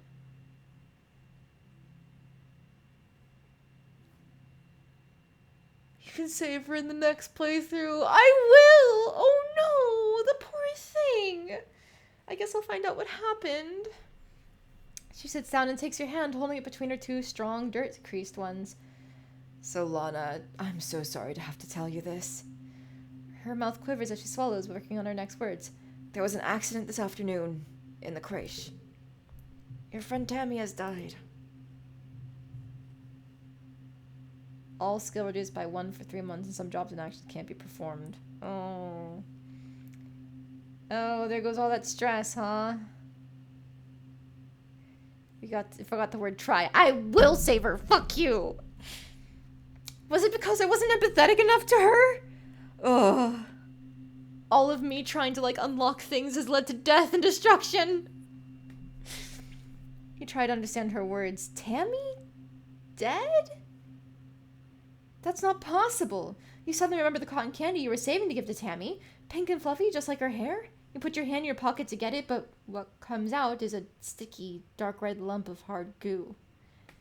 You stare at it, your mind blank. I'm not gonna cry, but goodbye, Alu! Thank you for stopping in! I hope to see you again another time. Oh, you can't save her on your first playthrough. Oh. Mom tells you as simply as possible that Tammy was killed by an electric shock from a broken holo projector. It was just an accident. You press her for an explanation. A little girl is dead. Someone you'd grown up with, someone so much like you. She wasn't sick or anything. You just saw her this morning. She was right there. Why? Your mom's eyes are sad when she tells you. Sometimes there's just no reason why. You aren't used to dealing with death, and you don't know what you're supposed to say or do. You sort of mumble okay, and then get changed and crawl into bed a full hour before your bedtime. You try to fall asleep, but you toss and turn for hours. You eventually drift off to fitful dreams of that small, sticky red lump of cotton candy. We're depressed, lads. Do you react? Tang is pacing around in front of engineering. She looks upset. It shouldn't have happened. What happened to Tammy? It shouldn't have been possible. There was no reason for the holoprojector to break. Professor Hal said it was recently serviced, and nothing was wrong with it before. It just blew up for no reason. Nobody would have wanted to hurt her, so why? How? It doesn't add up. I'm sorry, Solana. I want to think about this more. I hate it when I can't find the answer.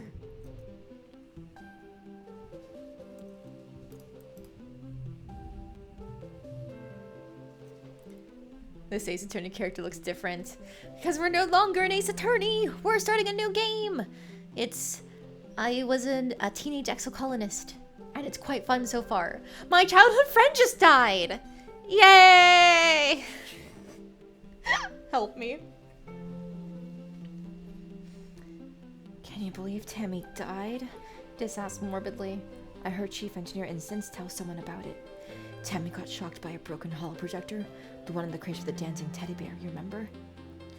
When she touched it, she got chucked all the way across the room. And bam, she was dead before she even landed. Yeah, I mean, it's too bad she's gone. She was nice. But that's kind of a cool way to die. Listening out of context where you can go, my childhood friend just died. Yup. That would be a good out of context clip.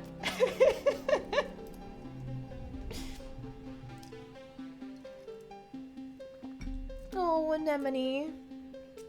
Anemone is chucking rocks at the shadow, sending metallic clangs ringing through the colony. Stupid planet! Stupid crash! Stupid spaceship! She bends down to pick up another rock, but instead just sobs and braces her hands on her knees. Stupid everything! Why'd she have to die? It's not fair! Kids aren't supposed to die! Oh. Hi, Cal. Oh, Cal. Cal's sitting in your mom's flower garden with his face in his hands. He could have been crying all morning and probably all of yesterday too. He and Tammy were really close. Whenever you guys used to play house in the crèche, Tammy was always the mommy and Cal was the daddy. Even though you were just little kids, you kind of always giggled about how obviously they're going to be together forever, like a princess and a knight. Oh, I miss her too. Me too. He sniffs, looking up at you. You can see how puffy and red his eyes are. Me, really, really too. I'm an hour and 30 minutes into this game.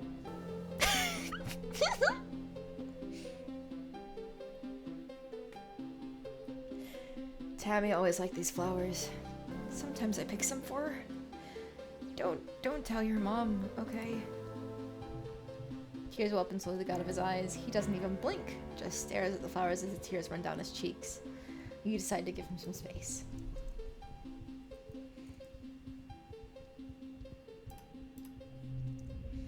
Mars is staring into space, looking somber. She doesn't even notice as you come up beside her and barely reacts when you say hello.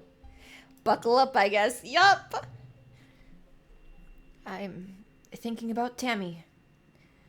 She used to sit down the hill there in that spot in the sun. Every morning she'd just sit there for hours in the sun, doing nothing. Just being happy. I stood on the hill to the spot near the entrance to the quarters. You can imagine her there working on some little craft project, humming to herself. She was so nice to everybody. And now she's dead. How's that for fair? Of all the people, how come it had to be my friend? You don't have an answer. You'd never heard Mars call Tammy her friend before, but of course she was. Tammy was everyone's scared little sister, even though she was older than most of you. Mars clicks her tongue. Oh, yeah. Administrator Seek is looking for you. Guess I need someone to do delivery jobs.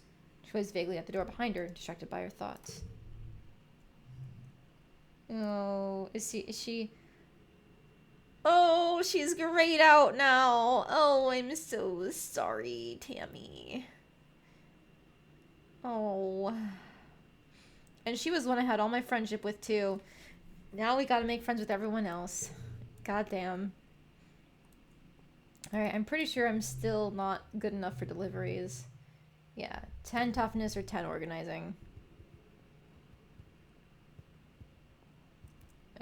Reasoning is still only at, what, 2? I don't have to make friends with everyone else, but I want to make friends with everyone else.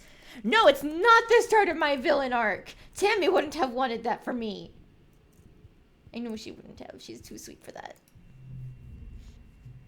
Your dad gives you a hug. Sorry you're feeling blue, Solana. Things will start to look up again soon. Mom pats your shoulder encouragingly. I'm so sorry, Solana. A child died. What a waste of friendship points. It's not a waste!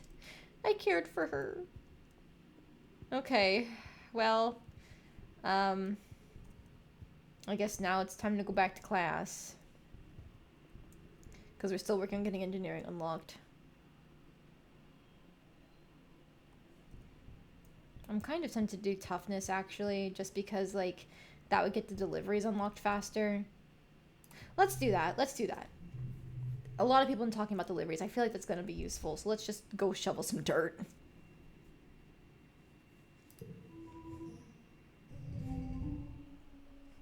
Let's see.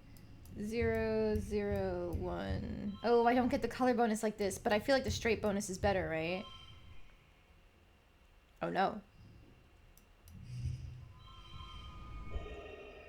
Whew. Okay.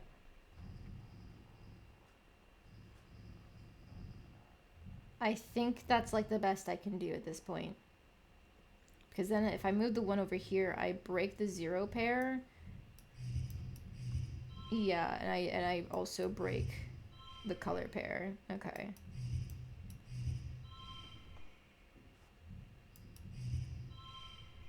Yeah, the 12 makes it work better. Because of the straight there. Alright. Okay, I think the 12 is the best hand I've got. Yeah!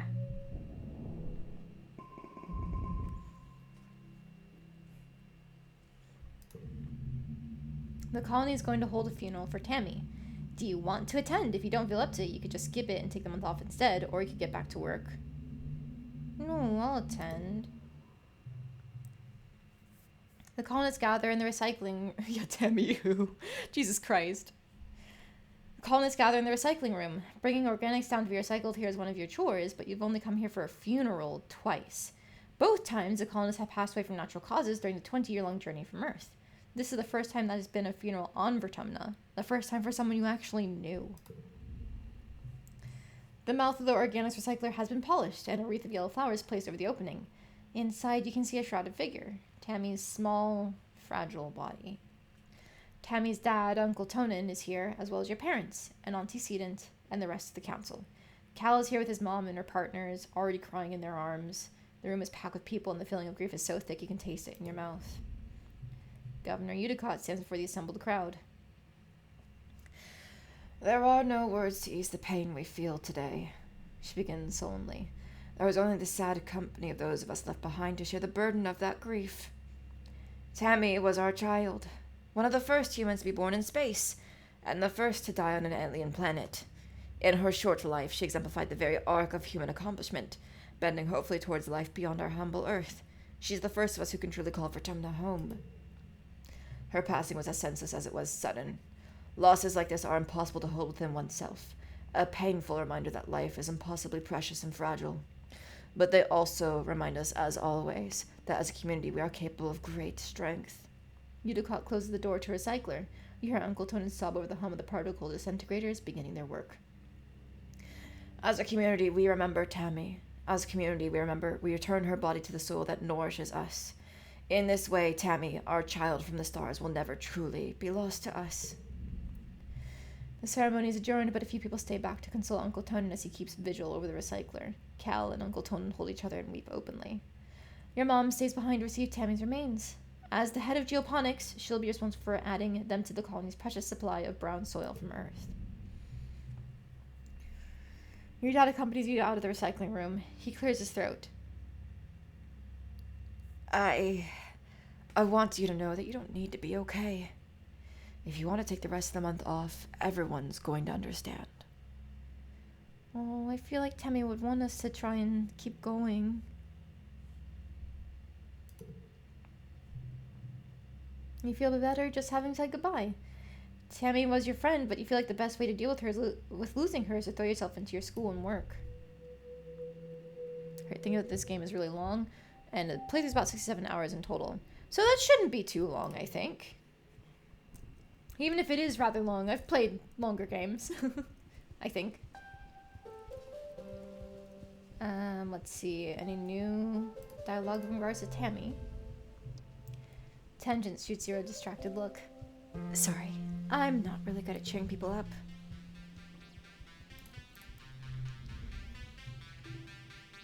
You just finished Ace Attorney. That was like a lot. A bunch of hours, yeah. Yes, the writing this is so good so far.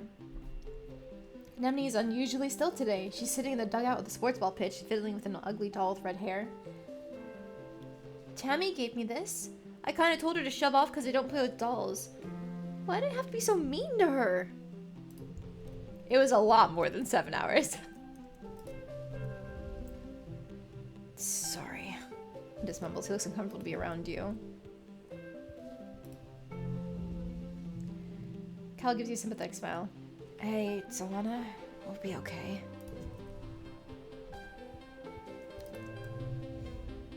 I'm gonna start to look up again soon. I'm so sorry. Okay, so those are the same. Mars shoots you a sympathetic but distracted smile. No. Wait, if we go in here. Oh, no more friendship with Tammy. Oh, pain. Pain, pain, pain. Alright, let's go on and keep being tough. Let's shovel some more dirt.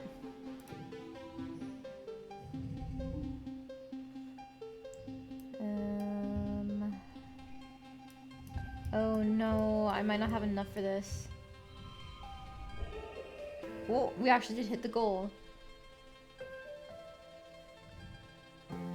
All skill increases reduced by 1 for 3 months, and some jobs and actions can't be performed.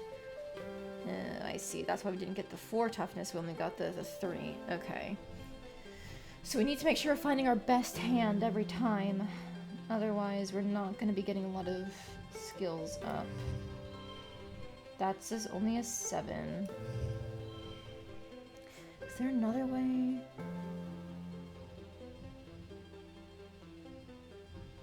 Doing the color bonuses doesn't help me.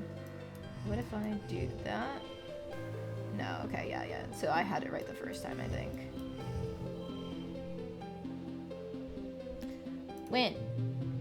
Yep, okay, that was the best hand.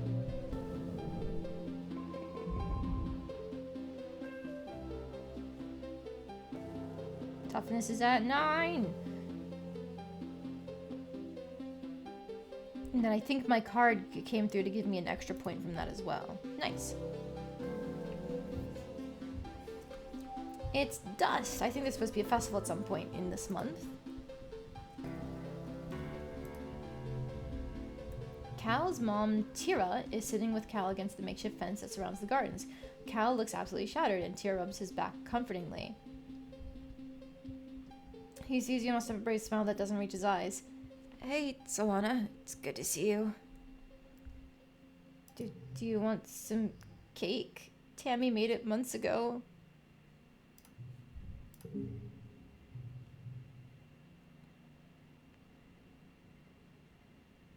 Oh, he likes cakes.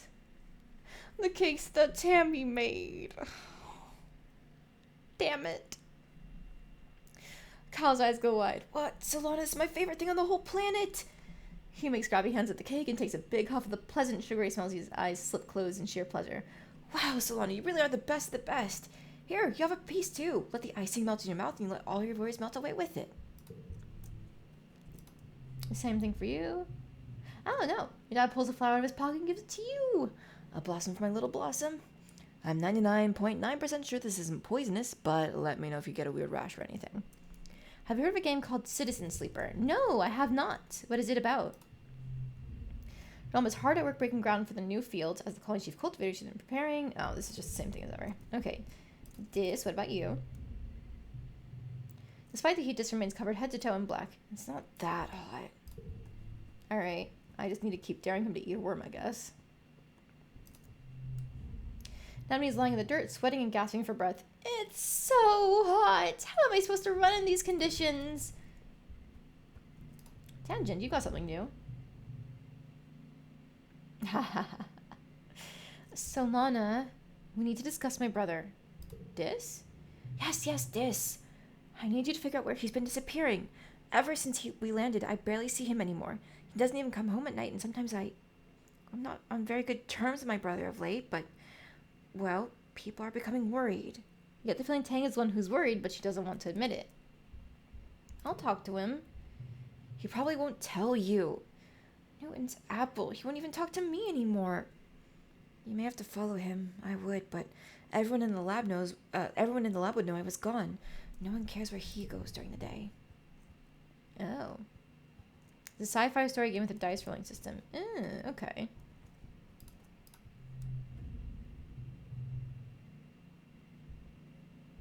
You tell us that his sister Tangent wants to know where he's been disappearing off to. His eyes flip briefly to yours, and he stares vaguely off towards the engineering wing, where his sister is reading on her holopon between classes. He doesn't say anything.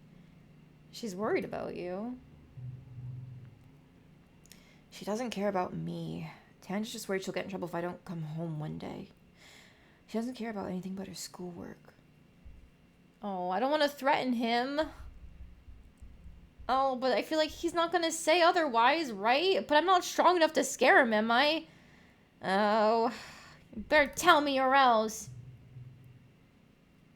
Dis looks down at the patch of bubble blood sprouting from the crack in the wall. He squirms. I don't have to tell you. Just leave me alone. It's a sci-fi story game with a dice rolling system, and I think you might like it. Oh, well, I will check it out after this then. Or, well, eventually when we're done with this, I should say. I get the feeling we're going to be playing this game for a while. Thank you for the recommendation, though. I'm bored. This is boring. All the adults want to do is work, and they're not paying attention to me. She's such a drama queen. I love it. Going there farms kudos for us, but we only need one more toughness. How much toughness does this give us?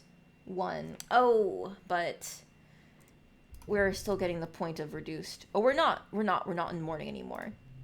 So let's do this. Let's get a little bit of bravery while we're at it. Nemni meets you on the court. She's bouncing from one leg to the other in excitement. My brother Com is organizing the youth team. Kombucha. Oh, kombucha. Offers you a high five and greeting, then tosses a sports ball your way. Let's start with a practice game to see what you're good at. You and Anemone are the team captains. Pick your team. Com will fill in to even up the teams, but he promises to go easy on the other side. Choose Cal! Choose Cal! He's my buddy. We're both mourning Tammy. Mind if I play goalie? Sports ball is fun, but I don't really like to score against the other team. Nemni chooses kombucha. Of course, they bump fists. Your next choice, Mars! I'll play Spiker. Mars wants to take out the position. She seems like she's in it for the glory. Hopefully she'll want to share some of that with the rest of the team. You face off 3 on 3. Start the game. I saw the 27 and it's me like, oh, I'm not making that. Story challenges have 3 rounds instead of 1. After every round, you'll keep the cards you didn't play and unlock an extra slot to play them in. Losing isn't always a bad thing in story challenges. Oh, God.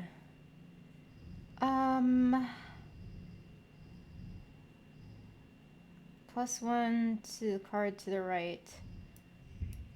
So then I've got to do this, right? Oh, fucking hell. I think that's the best hand I could be playing right now. So then next round. So we can get these color pairs here. Oh, but that's not going to be a straight, is it? That's an 8 either way. And that's a 9. But that's a really high value card, so if I'm banking on getting... Oh, what happens if I just do this? That's such a low value hand, though.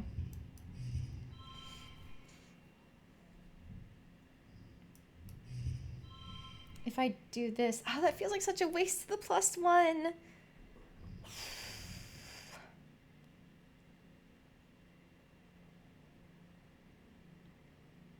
+1 to change a card to toughness. I think I have to save that for my final hand. Because the next hand I just need an 8. 0, 0, 2, 2 is more, is it? It says that's an 8, and this is a 9. Or does it tell you what's remaining here?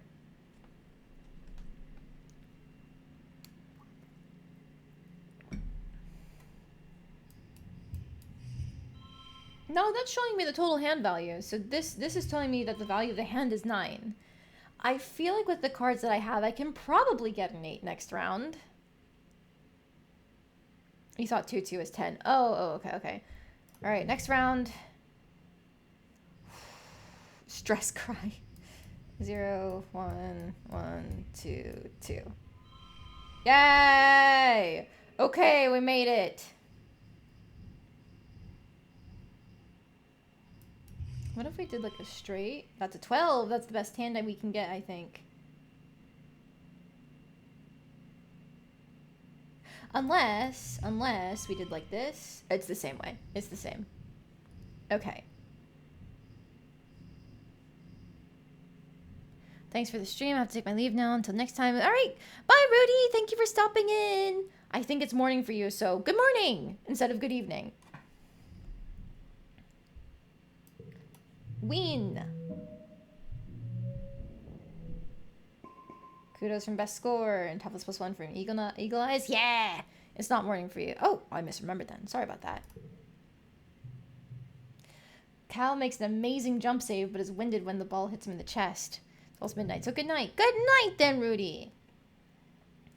+5 kudos and gain memory playing sports ball. Set neighbors to this value. Oh, that would be a good way to bump up a 0 then, okay. Score is tied with Anemone and Calm putting the pressure on. Then blam! You score the match point with a rad spike all the way from the net line. You worked well this month. +1 bravery, +2 bravery, +1 toughness. Hell yeah, we got a bunch of stats from that. And now we finally have enough toughness for our deliveries. It's time for Vertinalia. Utica and the council have called a festival to celebrate life here on the planet Vertumna. Everyone gathers in the colony square to hear Governor Uticot's speech. In Earth's history, Unicott begins and then clears her throat and waits for everyone to quiet down. In Earth's history, Vertumna was known as the god of seasons, change, gardens, and fruit. It's no coincidence that our forebears of the Vertumna Project chose to take on such an auspicious name in the hopes of seeding future bountiful seasons of humanity.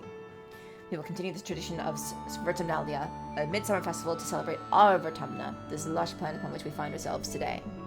I have to return to work even though you'd rather be on the surface of a harsh alien world. Godspeed, Em. I hope you survive your shift. Thank you very much for stopping in while you're on break, though. Yes, thank you. I will have a fun stream. Let's clap. Everyone cheers and applauds. The members of the council all get up on stage one at a time to give their own short speeches. Governor Udicott announces each one. Governor Udicott, command. Blah, blah, blah, blah, blah. This is the stuff in the command quarters. When it's your mother Flulu's turn, she announces that tonight you'll be eating some of the very first crops grown on Vertumnan soil. Your eyes go to the feast table. Aboard the stratosphere would have been mostly soy-based foods from the nanoprinters, spiced up with what precious fruits and vegetables could be grown in the small growing bays. This year, the earth plants look even less robust than usual, but they're supplemented by some Vertumnan plants you've come to appreciate. Juicy potato pods and slabs of edible fungi. Udicott takes the stage after everyone on the council has said their piece. What is a festival without festivities, she asks. Professor Hal and Security Chief Rhett have organized a 3-part competition for the kids. Good luck, children! Bot wrestling, talent show, science fair. Competitions are dumb. Creativity 5 or toughness 5. My creativity is at 13, my toughness is at 11. I guess I'll go creativity. It's an all singing, all dancing, all talent extravaganza. The entire colony gathers up to watch the show after dinner. First up, Diz plods up to the front of the stage as the pop star starts to play. He just stands there, deadpan, staring into space with his arms at his sides while the singer belts out the first verse. Then as the chorus comes in, he suddenly springs to life, dancing, lip-syncing to the lyrics frantically, waving his arms and grinning maniacally. Then collapses back to standing still once the chorus is over. It's hilarious, but you aren't sure you're supposed to be laughing. Next, Mars performs a choreographed dance routine to an old Earth song by an AI idol. She has light-emitting balls at the end of her hair, which she swings around everywhere in the dim light while controlling a small floating ball drone who dances with her. It's total overkill, but it is impressive. Oh. Hoverboard tricks, because Cal taught us! It's your turn. What do you do? Hard? Hard? Oh, these are all hard. Oh, great. Cal taught us hoverboard stuff. Let's do that. Okay, we're not making this. We're trying our best. Ooh.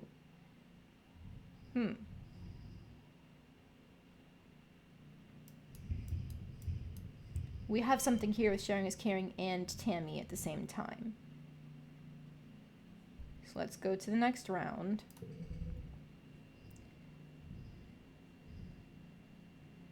Set neighbors to this value. So if I do +1 to card to the right. So what if I do this, this, this, this? 12. I feel like that's not the best hand I could be playing. But also, we just weren't going to make this in the first place. We don't have good enough cards, I think. Ideally, we would be putting some bigger card to the right of Tammy, is the issue.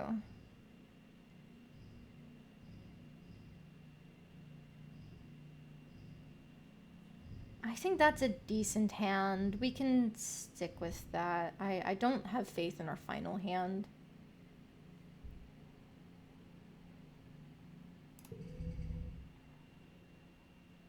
Yeah, haha, push through 100 chest. We can't do that. Oh, we're not hitting this 20. All right. 0, 0, 1. If we use our ego... Yeah, that only gave me 2 more points. It was probably a waste of it.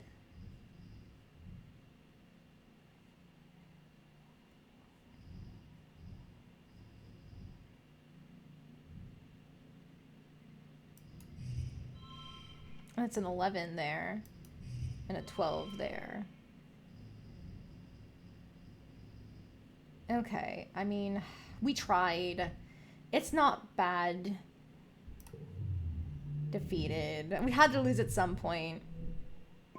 It was the best score we could have gotten. Performance is, well, just as good as whatever Mars just did, according to the judges. That was a tough act to beat. Maybe next year. After the festivities are over, everyone takes time off for a much-needed break. During the fierce heat of dust, a few days rest is exactly what you need, and you feel refreshed. I keep stumbling over my words. Hang on, I am getting hungry, so I'm going to take a bite of my snack.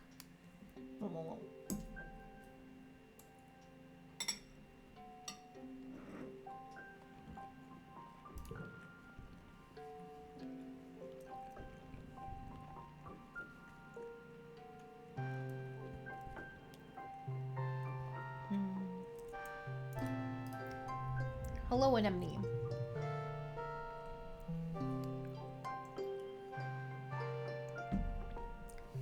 Mom's shoving a whole giant mushroom in her mouth. No. What did I have that I could give? Nothing, I guess.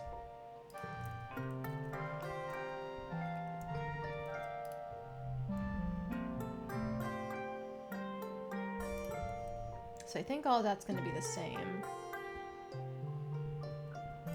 Double check you.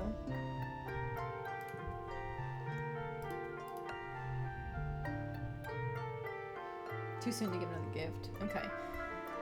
Cal scratching a stick listlessly in the dirt, seemingly uninterested in your presence, so you get right in his face. Oh, hey, Solana. Sorry, I don't really feel like playing today.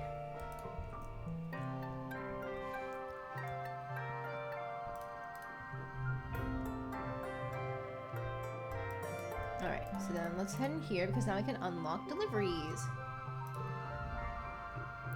Oh, you are interesting. Alright. Chief Administrator Seek greets you at the depot. They look you up and down. Solana, you've never struck me as particularly responsible or organized, but children never are. What makes you think you'd be a good fit for the position of courier? I didn't realize there's gonna be a job interview. I can carry a lot? Strong for your age, maybe. But lucky for you, you're the only applicant this week. You've got the job, for now anyway. They use their elegant stylus to note this on their holopalm. Come back in a few minutes and can help with the deliveries. Yes, there will be kudos in it for you if you do it correctly. Okay. 2 organizing, 1 perception, 5 kudos, 10 stress. Gosh, what do I want to be focusing on now? Because I thought that'd be something that's pretty good. And I guess it does give me organizing and perception, which nothing else does so far. And, you know, I took perception just to be able to say I can survive combat. So you know what? Maybe I can do that now.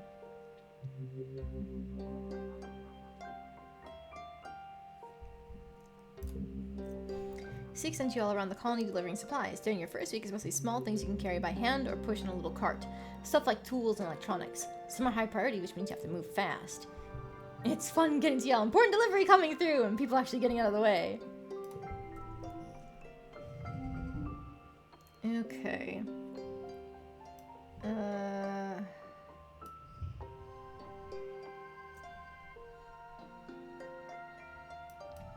I'm gonna miss out on a color bonus anyway, so then... A 15 is pretty good. No, definitely not that. No.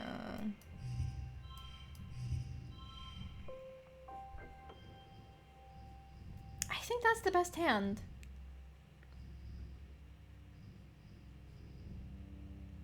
Because moving her around doesn't make any sense. We get the straight bonus this way. The 0, 1, 2, 3. And like moving these two doesn't change anything. Yeah. Okay, okay. Let's just go with win. +1 from the 1 challenge. We love to see it.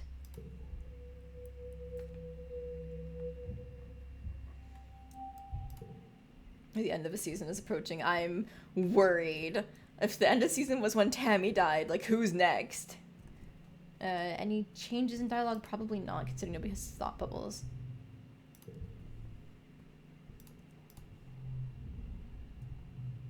No. Nemenie's running around the sports ball court, touching her hands to the ground at each corner. 18! 19! When she reaches 20, she collapses into the grass and checks her holopalm. I'm training. My big bro Com says I have to get my legs acclimatized to the planet if I'm going to be team captain like him. Cute. Oh, Cal. Looking for Cal in the garden when you nearly trip over someone else. One of the younger kids in there blindfolded? Hey, they exclaim, ripping the blindfold off their face and throwing it on the ground. It's Cirrus, one of Anemone's brothers. She glares at you. I was almost done. Cal jogs over and grabs Cirrus in a friendly headlock, ruffling his messy red hair. Dude, you were so close. Cirrus stamps his feet and complains that you got in his way. It's not her fault. She didn't know we were playing a game. Give me a sec. I want to teach her how to play. Sorry, Solana. I was teaching Sirius a new game, but he's more like an anemone than I thought. Real competitive, you know. He seems to pick up the blindfold, brushing off the dirt. I've been trying out with different kinds of games other than sports ball. No winners or losers. I just want to have fun with my friends. Do you want to learn how to play? Yes, I want to learn. Radical. Okay, so first put on this blindfold. Blindfold's a little scratchy and smells like dirt. You can feel Cal's big hands on your shoulders. I'm going to spin you around, and when I let go, you got to listen to my instructions. We're going to walk all the way to cafeteria, okay? You nod. You can't see Cal's grin, but you can see it in his voice as you can hear it in his voice as he spins you around and counts to 10. 1, 2, 3. First, you got to walk forward 10 steps. If you follow Cal's instructions the best you can, make things difficult for him. Do your best. Let's do our best. You take 10 steps straight forward, holding your hands out for bounds. The rocky dirt between the garden beds crunches under your feet. Yeah, now go to your right and take 15 steps until you get to the door. Get it right. He turns to the right and walk forward, counting out 15 steps. When you stop, Cal laughs. You can hear his footsteps coming behind you. I forgot how much bigger I am than you. You're like 2 more steps away. You take 2 more steps until your outstretched hands land on the warm metal of the door. Success. Awesome. Now hit the door button on the right and then keep walking forward until I say stop. So go really slowly, okay? You open the door and start to walk forward. The path slopes downwards and your feet slip a little bit, even though you're moving as slowly as you can. Real dirt is nothing like the metal floors of the stratospheric. It's turbo rocky here, Cal says, and you can feel uneasy prick up the back of your arms. Just keep going forward slowly. I can trust him. You slowly creep down the slope to the center of the colony, somehow managing not to bump into anything. Cal cheers. Okay, I'll turn a little to your right and keep walking straight. We're so close. You carefully pick your way forward, stopping when you hear Mars's unmistakable voice ring across the courtyard. What are you nullheads doing? Cal tells you you're playing a game. No, I'm not brave enough. Is that a real game? It looks like Solana's just wandering around with a scarf over her eyes. Aren't you a little old for this? Embarrassment burns in your belly as you tear off the blindfold, blinking away tears in the sun brightness. You can see Mars looking down her nose at you. I thought you were cooler, Solana. Let me know when you're ready to play adult games. You become aware of Cal standing behind you. Sorry, Solana. I guess it is kind of a silly game. You ask if she wants to get some potato juice. He wants to get some potato juice from the cafeteria instead. Spend the afternoon brainstorming ideas for more games with no winners or losers. Oh, I'm sorry, Cal. We got girl bossed.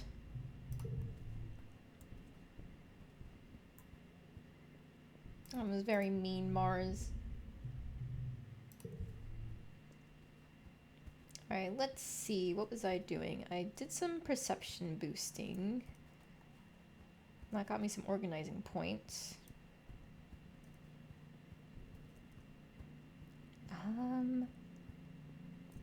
I haven't done any combat stuff yet, but I feel like I can't because I'm not old enough, right? Oh, you step cautiously through the colony gates. Solana. Uncle Tonin sighs as he blocks your path. He looks like he hasn't been sleeping. I'm sorry, but you shouldn't be out here. Our children are so young and so precious, so fragile. Please stay near the ship. You can be tough or brave enough. Maybe let's do a little bit of multitasking to get both toughness and bravery from playing some sports ball. And, you know, whatever we have for bravery is probably going to help with other things, I think. You're paired with Nougat in practice. You make the mistake of underestimating her and she wipes the pitch with you.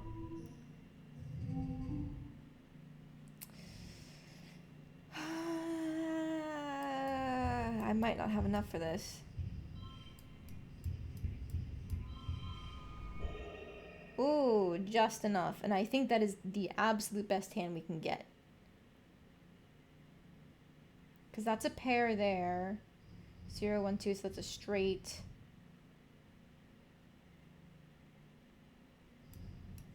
What if I do... Yeah. That was the best hand I could make. Okay.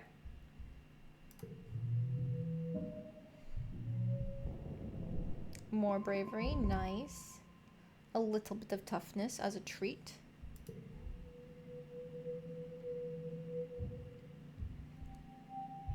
Uh-oh, next season. Alright, who's dying?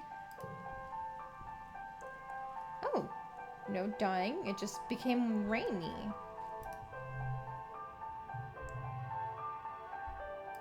Oh, okay. Any dialogue changes then? Rain. Tang says, clearly unimpressed. She holds her hand out from under her umbrella and lets raindrops collect in her palm. Cannot say I'm a fan. Being wet is a misery. And then Anemone. Nope, she doesn't have any unique reactions. Hi, Cal. Oh. It's pouring rain and everyone's trying to stay dry under the grass-roof palapas, except this. Off in the distance, at the wall near the sports ball field, he's definitely skulking. Oh no, my perception isn't big enough! Ugh! Maybe if I'd done perception last time. Maybe I can just tell his sister.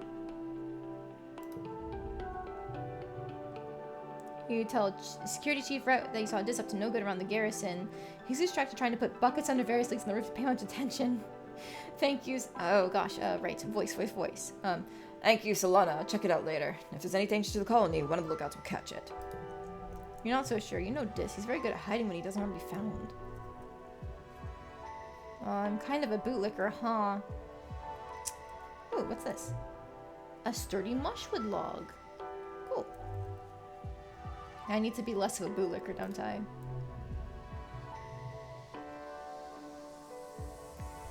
Same dialogue as before. Okay. Nothing there. Any comments on the rain? Mara scowls from the protection of a transparent umbrella. Absolutely not. Do not even ask me to do anything. If my hair gets wet, you're soy meat. I get the feeling she wouldn't like a mushroom log. +2 to a card. Oh ho. I was gonna see if maybe Cal likes it, cause he's been my buddy ever since Tammy died. Where is it this menu? Yes.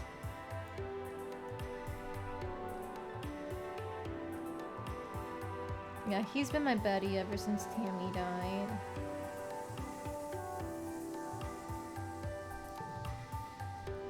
Toughness, perception.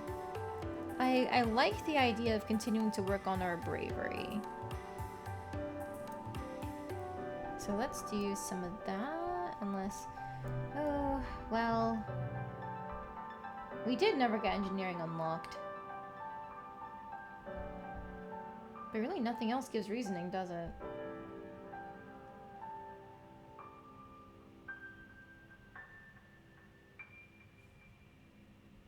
I guess just so it's an option for the future, let's do a lot of more biology studying and hopefully we can make it work from there. You each pick a native retumnant keystone species and prepare an hour-long presentation to the class. You pick the float cow. Cal is excited he was going to choose the float cow too. You end up working together on a slightly longer presentation, which gives Cal time to describe in gory detail all of the float cow births he's attended. The class is fascinated. Oh, that's fun. I like that.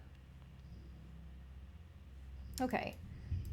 Match these. Put you here. Bam. Ooh, but that fucks with the straight, doesn't it? What if I put you here? No, that's a 7. 11 versus 10. Okay. The red isn't gonna do anything for us. I mean, I could use my item for this, but like, I don't think I should. This isn't something where we need it, you know?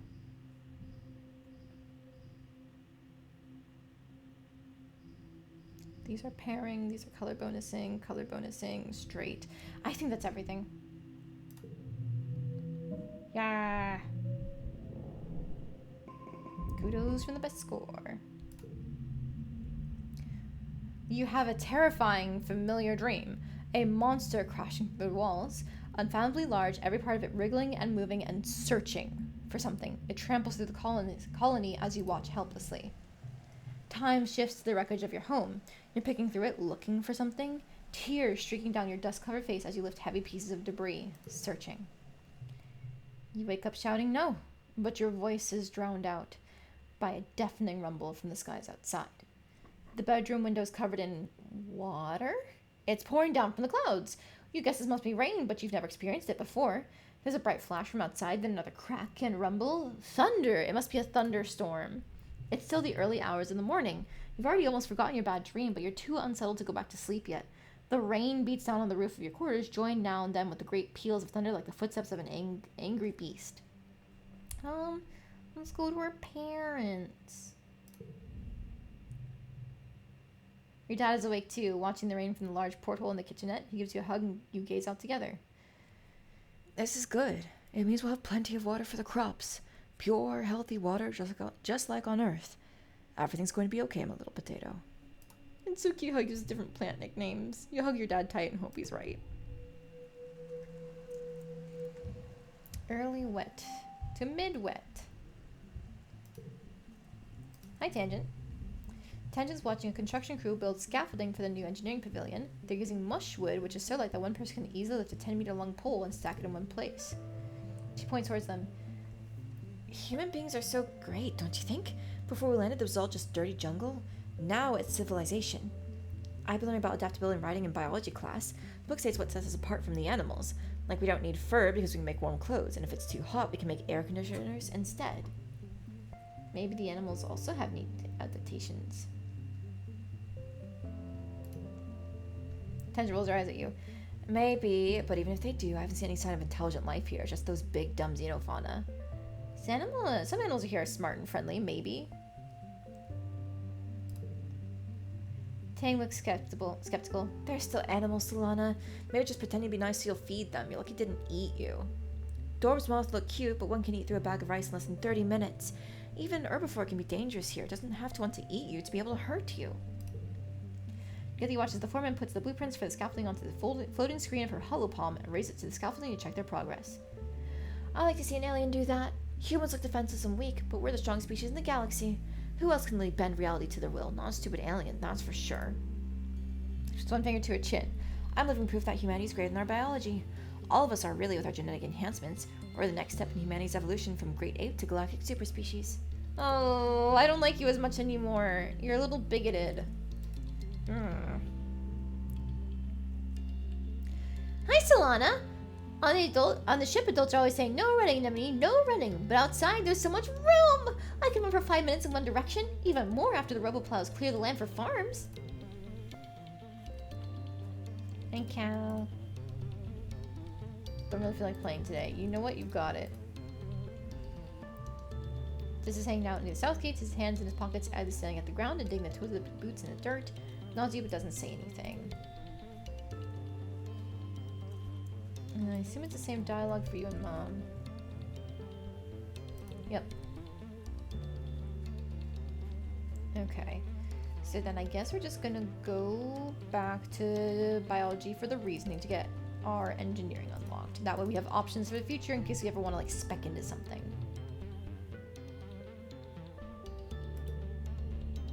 This week in biology class, we're learning about predators and prey. Professor Hal brings up a picture of a hoteye on the holo projector and asks, who can tell me what special things hoteyes do when they see a predator?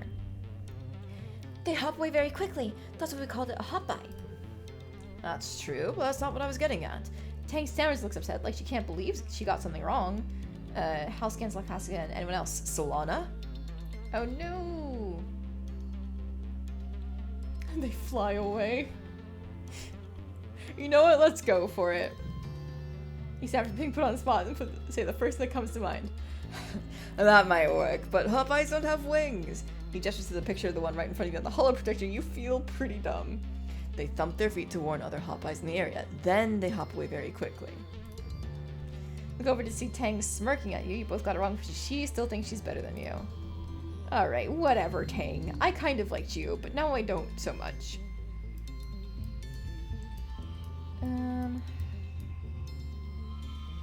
That gets us a straight for a 13. Because if we do this, then you're automatically set to a 1. Ah, but that's still a straight, isn't it? 3 of a kind. 0. Oh no, it's not a straight actually. What if I do 14? 14. 0, 1, 2. These are a pair. And then I bet moving this would actually... Oh, it does help. It's a 17. So you get to keep the bonuses then? For 4 of a kind, 3 for a flush. Okay, so it doesn't still count as a straight, but it does count with everything matching so well. Okay, okay, that's good then.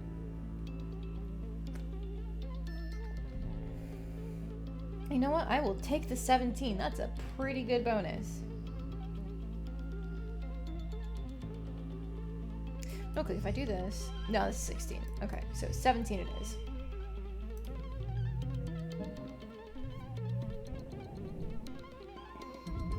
More biology, a little bit more reasoning. We're getting there. And we have just enough to be able to do one more class, I think, before the end of the year. Nice. Anything new? Not really. Okay, so we can just go straight back in there for another class. And then we'll have all of our current options unlocked, other than going outside. But I'm assuming I can keep working on that next year, hopefully. And from there I can just do more like bravery and toughness leaning. Yeah, physical strength and stamina, and then for both social and dangerous situations. I feel like having bravery would be very important for going outside, considering we have the very, very obvious hints of big bad monsters. So for now, we study our life sciences. You ask a question in class and are embarrassed when everybody laughs. You guess what's something you're supposed to know? You thought Professor Howell said there were no dumb questions. Oof.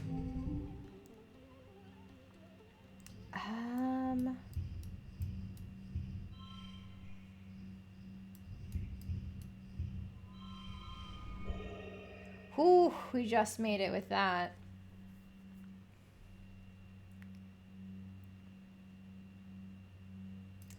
Put this here. It's still 17. Dropping her value down wouldn't help us at all.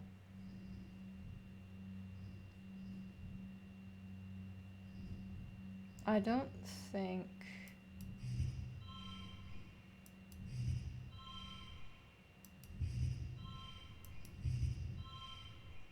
Yeah, it's a 17 either way.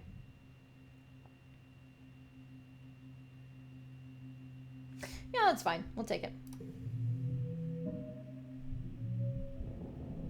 Oh no, that wasn't our best hand. There's no kudos there. Fuck. Damn it. Was it considering the straight? No, what was the better one supposed to be? Darn it. Okay, I got a little too cocky then. I should have explored other options.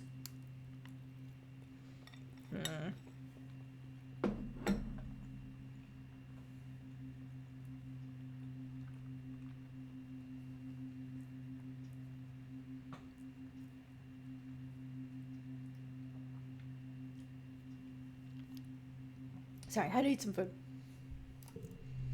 But now our reasoning is high enough for our next class. The days have been getting shorter with only the yellow sun barely skimming the horizon. One morning you wake in the darkness, have to check your holopalm to know what time it is. You see a hollow stream from Mars. Good morning to all my pals, if you can even call it morning. They've named it glow season because like everything is crazy glowing out there in the dark. I'm staying the heck inside for the next month. What's the point even going out if you can't see anything? It's going to be a long, boring month. It looks cool out there. You peek out the window. The wormhole is the biggest you've ever seen it, like a massive fiery ring in the sky. The planet must be very close to it now. And down in the jungle, something new is taking place. The plants are flowering, glowing iridescent blooms, and everything is full of life. There are strange new sounds, long hooting calls and gurgling roars. After Mars's message is a notice from the council warning everyone to stay safe inside. Tammy's dad and the other surveyors have been called back and the gates are closed for the month. There's a tension in the air as if everyone is waiting for something. To glow. This is so cool! I don't like the soundtrack, but this looks really cool.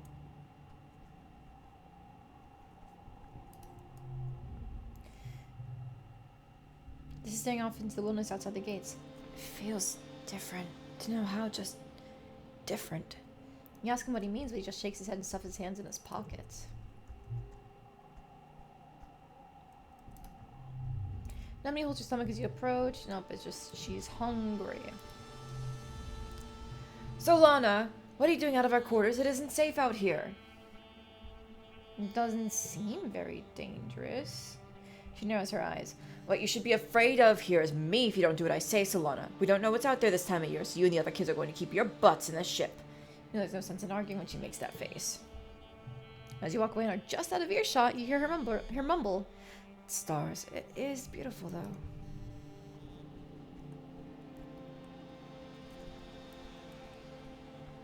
Alright, so I'm assuming this is a forced rest. Either way, it is because we do not have enough for anything except sports ball, and I don't think we could do sports ball. Let's check. Could we? Could we? We could. We could play sports ball in the dark. Yeah, no classes. No, we could do this one. Nah, it's fine. It's fine. Let's just do a rest, play it safe for whatever comes our way. You nestle on the cushions, close your eyes, and listen to the music. You have an archive of over 100 years of music to choose from, but still, you wonder what new songs they're writing these days, 10 million light years away on Earth. The only new music you've heard is when the adults have come up with a new space shanty. It's nice. Good music for harmonizing with your friends as you work, but it's not really something you want in your ears all the time. Space shanty. I don't think I need to forget either of these. I will eventually have to start throwing cards out. Uh-oh. Here's the big monster. Okay, who's passing? It's daytime when the emergency sirens start up. Well, what passes for day, it's still nearly pitch black except for an eerie green twilight glow on the horizon. You look towards the gates. They're open. Wait, they shouldn't be open.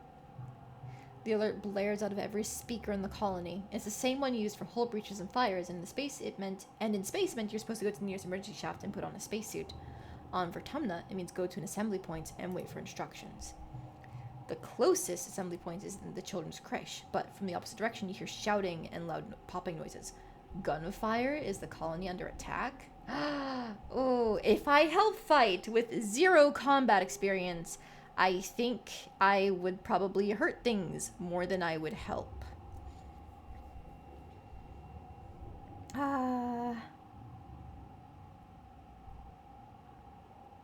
Unchangeable. But this is a better card to have. Let's just go help! You try your best to be brave and fight back. First you dodge some helpful grown-ups who point you back to the crate, then you head outside to get your bearings. Gain status heroic. Ooh. Rebellion. Yeah, we're not a lapdog. We're still a lapdog. We're at 35. You can hear yelling from the stairs to go to command and a commotion to the southeast that geoponics with your parents are working. My parents! Your parents are defending the greenhouses from a pack of knee-high creatures who seem to have eyes growing all over their bodies. Their oily flesh ripples with a constant subtle motion as the individual eyes blink one at a time incessantly. You can't tell which end is which with these horrible things. Cal is standing nearby, wide-eyed. He slowly picks up a shovel and stands and moves beside you. He reluctantly holds the shovel in front of himself like a weapon. Easy, doggies. We don't want to hurt you. Get out of here, both of you! Run! Your mom shouts, attracting the pack's attention, all except one animal which moves straight towards you and Cal.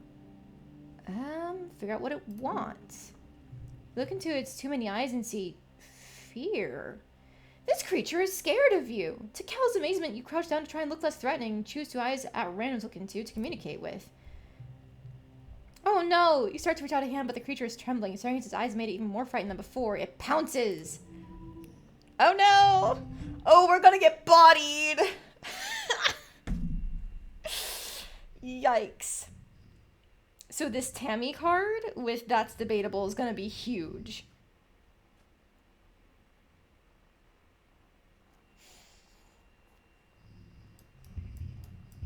Do I just play that right away?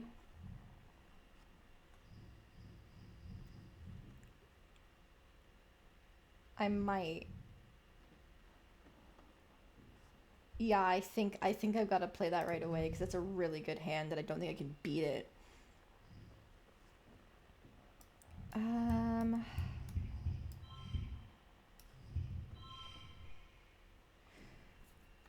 Okay, yeah, that should be a pretty good hand right there. Next round. And then we can do 0, 0, 1, 1, 1.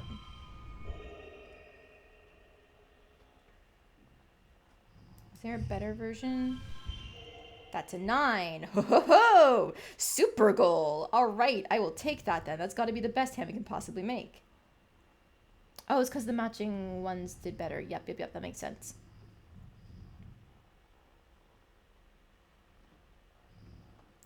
If we could potentially do like a 1, 2, 0, 1, 2, maybe that might be better.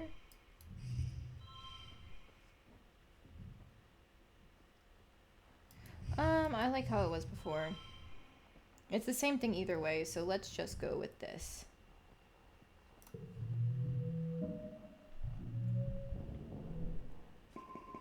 We get combat for that! Woo! Facing the Eye Beast. You killed it with nothing but a rake thrust deep into several of the creature's many eyes. The rest of the pack scampers off the moment it falls. You've never killed anything before. The body of the creature that was so terrifying a minute ago now looks strangely small and harmless. All of its eyes have closed for good now. Cal crouches beside it in shock. I told you to run, Solana. Uh-oh, your mom looks furious that you put yourself in danger. She storms over and you think she's going to slap you. Then she suddenly pulls you into her arms and hugs you. She keeps rocking you and saying, my baby, over and over. It's pretty surreal. Almost as weird as the dog thinks with the eyes, honestly. That was scary. The Steam achievement is reach the end of age 10. Can you die from that? Could you face a game over if you failed that encounter? Oh dear. After 2 weeks of darkness with the blue sun barely skimming the horizon, it begins to move higher in the sky and daytime returns. Uh-oh. Nick, are the oops, I dropped my bowl almost. Are the parental issues coming through?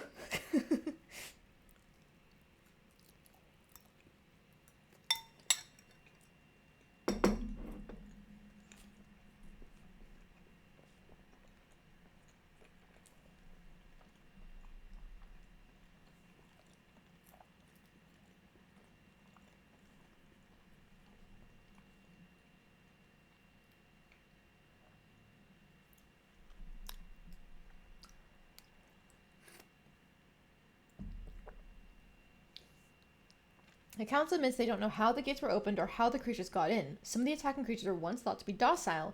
Others were species nobody had seen before. It was like something had driven them to assault the colony. At least nobody was killed. This time. This time, ominously. Great! We love to see it. Yeah. Oh. Childhood is fleeting. The game will end when you reach age 20, so you should focus on a few skills to improve and friends to spend time with. Use the skills and friends buttons at the top left of the screen to keep track of them. Good luck.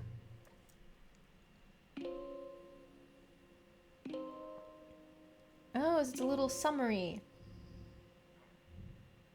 We gain a lot more stress.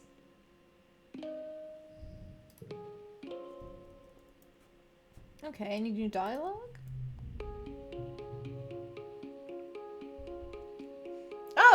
Oh, okay, Tang. You again? Why do you keep pestering me? It's not as though you've done anything to press upon me your usefulness. What I mean is, we're not friends.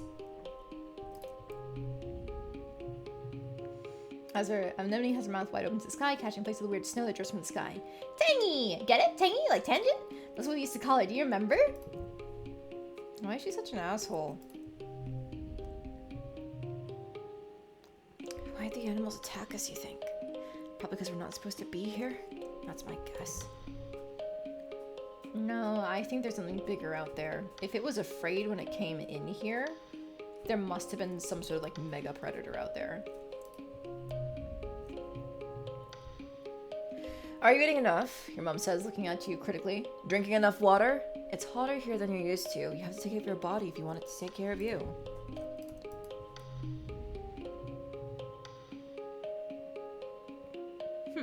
Okay. Your dad is poring over some reports on his holopalm.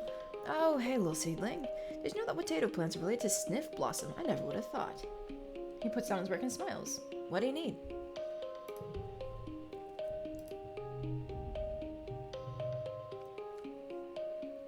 Cal is scrubbing his hands at the water barrel, trying unsuccessfully to get all the dirt out from under his fingernails. It looks like a lost cause. Cal's hands have been dirt stained probably since you landed here. Stupid. Why did they have to? It's not fair. We didn't do anything to them. He opens his eyes and starts when he sees you. Oh, sorry. I didn't see you there. I was just, washing my hands.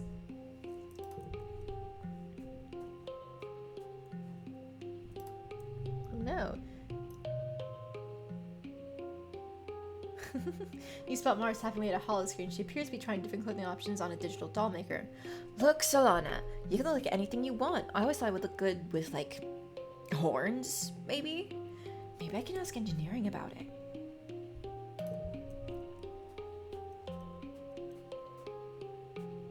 Alright, let's see. What does engineering get us? Using Congruence's HoloNet scheduling system is almost a test on its own. You feel like a hacker navigating the confusing interface, but manage to add your name to the list of drop-in students.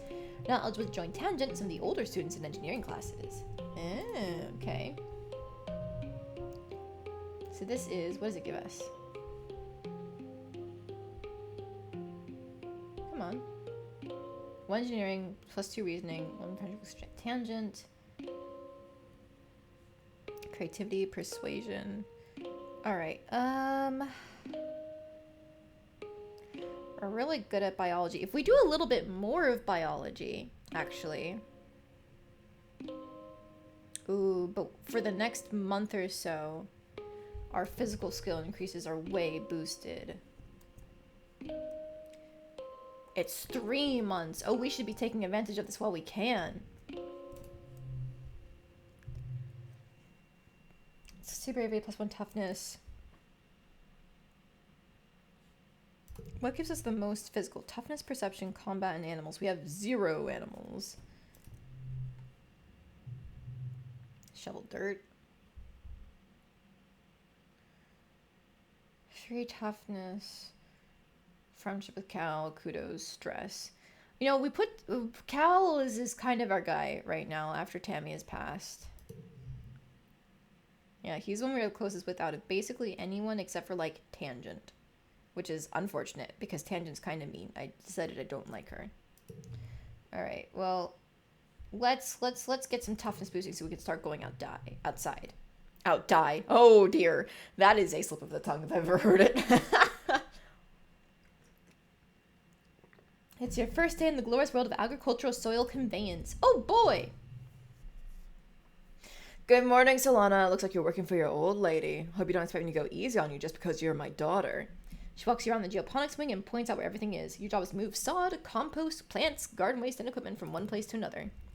Get comfortable with this, she says, pushing a squeaky old-fashioned wheelbarrow towards you. Now, any questions before you start moving that dirt? Where do I move it again? From over there to there. She sees your confusion. It's an identical pile 10 meters away. We had some very precious soil from Earth on this ship, full of all the nutrients and bugs and bacteria our plants need to grow. But it was lost in an accident. Now we have to make more from scratch using vertumnant soil. This is part of the process. Don't we have machines for this? The construction crew's already claimed all the hover lifts, but they'll break down in a few years anyway, and we don't have the materials to fix them. We're planet side now. Use your muscles. Nature's hydraulic pistons. And these hydroponics. On the ship we grew most of our plants with their roots in the water, and it's true that it was more hygienic that way. She brushed an insect off her arm, which lets out a loud squeak of objection. But hydroponic systems use too much energy. Here we have to grow as much as we can the old-fashioned way. Let's get to work. That's my girl, your mom says, slapping you on the back. You stumble a little. Your arms start to ache after the first half hour of work, but you keep going. By the end of the month, you feel utterly drained and exhausted. And good, somehow. You can feel your muscles growing already. As you get older, challenges can have conditions. The challenge suit, social, mental, or physical, determines what conditions appear and which decks will work best. Try to collect social yellow cards if you want to win battles for social skills. persuasion, creativity, bravery. Oh, 5 kudos if total equals the goal. Oh, equals, not exceeds. Well, let's just see how this goes.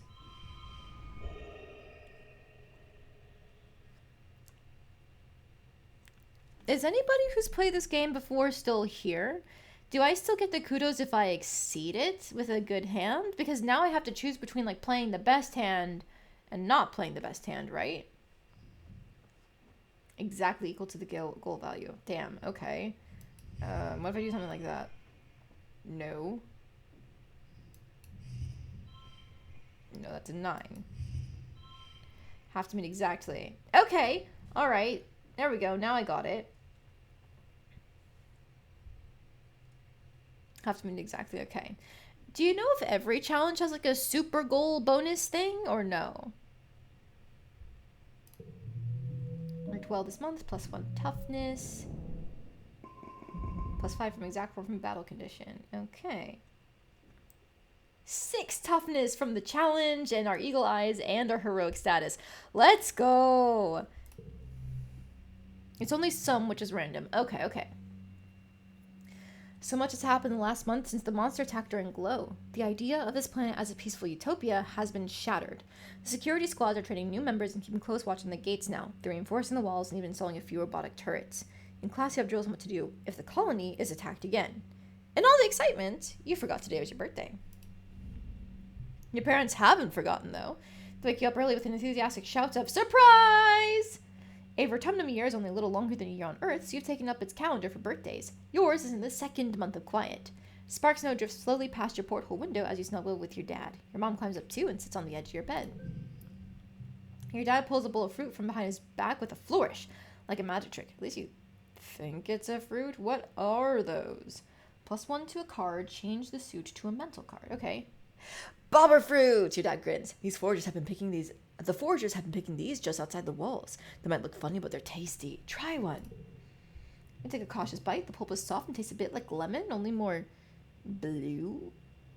I bet you can't wait to join the surveyors out there, your dad says wistfully. Who knows what else you'll find? Solana is not allowed outside the gates. Your mom interrupts, her voice sharp. It's too dangerous for kids. Well, I know, but eventually, your dad says, but your mom cuts him off again. But not now. Not since the attack. Not with everything we know is out there now. I helped. I was a hero. Don't even start. You should have been in the creche with the others, not putting yourself in danger for no reason. You don't get it. You know your mom wasn't a farmer back on Earth. She was a fighter too. She's such a hypocrite. Even still, it's cool that everyone should know how to defend themselves if it happens again. To be clear, this includes knowing when to run away. Security Chief Rhett's offering self-defense lessons at the garrison, you know. Even for kids. If you're interested, you should drop in sometime. Your mom gives you a stern look. And I've heard stories of kids sneaking outside the walls. If I catch you doing that, I'm going to put a chip in your ear. You laugh. What a good joke. Your mom doesn't laugh. Me never. It's probably not that dangerous. Not that you would ever do it, but if other kids are out there, how bad could it be? This argument does not win you any favors with your mother. I love their dynamics. It's very cute. You're looking a little worn out, my little firefly. You know, despite what your mom might say, there is such a thing as too much work. Maybe some Marina over in the lounge would help recharge the solar cells. What do you say? Maybe I just need a hug. My dad throws his arms wide. Well, get in here, Tiger Butter. After a long hug, you do feel a little better. Your dad gives incredible hugs. God damn it, I'm bootlicking again. Hi, Cal. Oh, he's still not over the attack. Okay.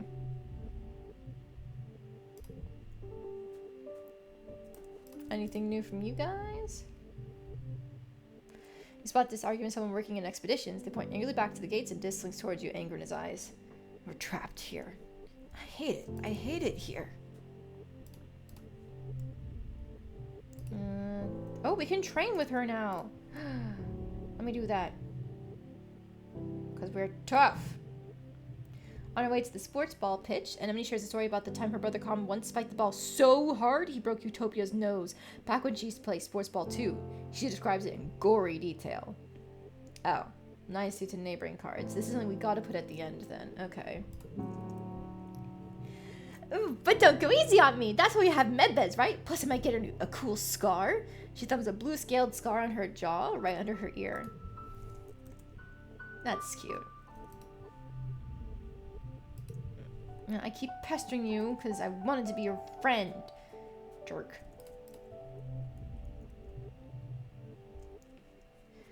Mara yawns as you approach, making no attempt to hide it. Oh, it's so boring here. I just watch holovids all day and all night. Why would I bother sleeping? It's not like I need to save my energy for anything. I wish I were in a holovid, then maybe something interesting would happen. Alright, so I think we have just enough stress to be able to do, like, some physical stuff. Oh, we're gonna have to waste a month of this buff anyway. That's unfortunate. Oh, well, firstly, actually, let's unlock going outside now. He said cautiously through the colony gates. Well, hey there, Solana. Uncle Tony tries to muster his old smile. I'm afraid you better stick to sports ball for now, okay? It's a tough world outside these walls. I'm tough enough! Well, so you are. His voice heavy as he looks at you with pride. You're growing up, aren't you? He nods and pats you on the shoulder, and you know he's thinking of Tammy. Listen, I can see that you're a tough cookie, and I'd love to have you on my surveyor team in the future. But you'll have to wait a few more years first. Come see when you're older, okay, kiddo? Detective, you drag your feet as you walk back to the gates to safety. Psst. What's that? You look around questioningly. Psst. It's this. He's hiding behind some bushes. That's so typical. He puts a finger to his lips and motions for you to follow him. Sure, you figure. Why not? He leads you silently along the walls of the garrison, then crouches down the bushes towards between the sports ball field and the security pavilion to fiddle with something. Suddenly, he's gone. What? You check to make sure nobody else noticed, and then scuttle over to where you last saw him. Behind some popflower bushes, there's a drainage pipe in the wall big enough to crawl through. A heavy grate keeps animals out, but it's loose. You could slide it aside to get through. You could sneak out. If the adults won't let you visit the Valley of Vertigo or the Sibiqueas swamps or the other cool places surveyors get to go, you could just sneak through here to explore just outside the colony walls. If this does it, how dangerous could it be? Oh. What is the sneaking out do? +2 bravery, +1 perception, +1 friendship with this. I don't really care about making friends with him at this point. TBH.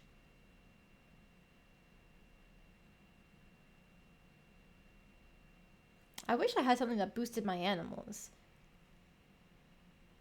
I would love to just become like a monster rancher. Nope, there goes me with my rune factory. Just wondering, lady, did you buy Baldur's Gate 3? No, I did not actually. I've heard a lot of good things about it, but I have been holding off because I already play so much D&D that I feel like if I play a game that's about D&D, then I would like never get it out of my mind. Do you want the little tip? Sure, Chris, as long as it's not like a spoiler, I don't mind tips.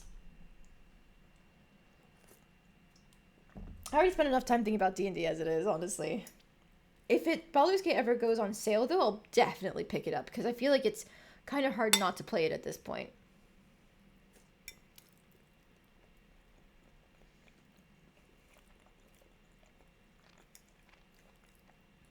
Don't mind me eating while I wait for Chris to type a little tip.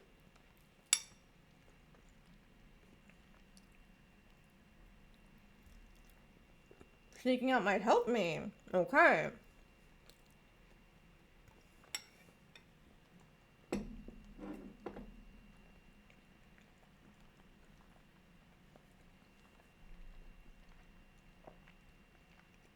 With what it helps is for me to find out. Okay, okay.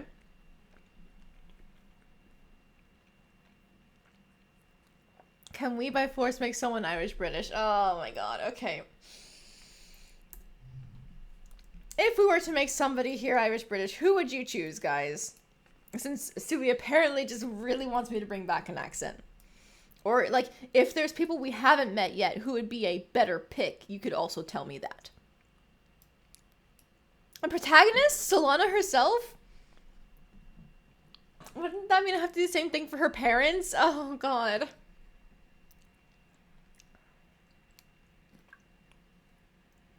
Ugh.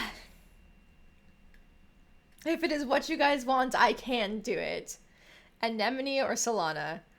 Okay, that seems like to be a 3 for 3 for the protagonist, because Sui's reaction says all that I need to know.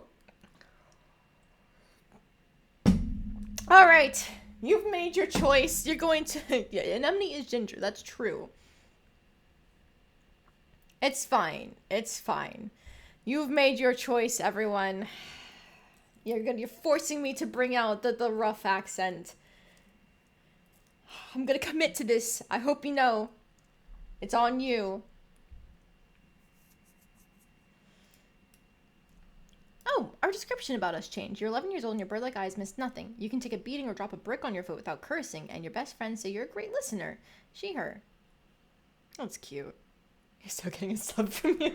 Thank you, Sui. Whenever I get to affiliate, I expect you to hold you to that. Alright, let's sneak out. It doesn't give us any stress. It's not going to help us with much except our perception, but I want to see what it's about. Sneak out to explore. It's an achievement. Oh. Hi, Dis. Events in this area can be done in any order. They won't cause time to pass, but will increase your stress. Return home via the Expedition Depot flag or home button at the top left of the screen. Watch for collectible items you can bring back as gifts. Events respond at the beginning of each year, and new collectibles have a chance to reappear every season. You slipped through the drain pipe and out of the colony before anyone saw you. Anyone, that is, except for a dark form watching you from the trees nearby. Could that be? Is that Dis? He turns and disappears into the jungle. Now you're sure of it. That was definitely Dis. He's not allowed outside the colony either. Let's follow him. You scamper after him through the brush, heedless of branches and brambles scraping at your arms and legs. Without a proper envirosuit, you get all scratched up. This kid is fast. You quickly lose sight of Dis and can't find his trail again, but you do learn something by trying. The sneaking out is your favorite thing to do in the game. Okay. No. Keep exploring. I'm sorry, I'm like testing the boundaries. Oh, okay. Well, we are almost at like max. Oh, these the rabbit things, the thumpers.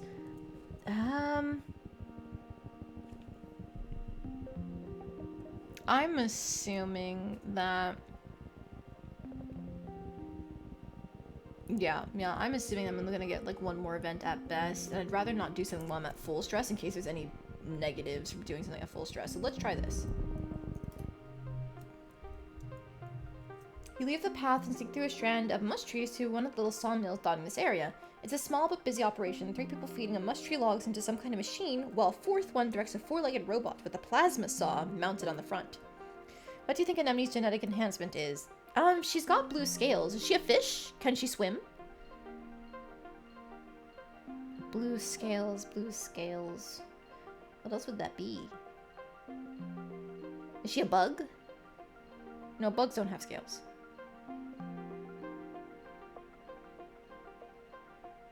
No, it's funnier.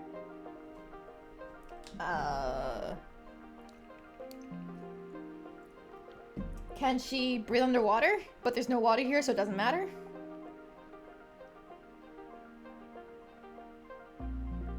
I don't know. But stay and watch what they're doing. You stay out of sight and watch how they do it. When one tree crashes down, it almost seems like the others are wincing. It's probably just your imagination, though.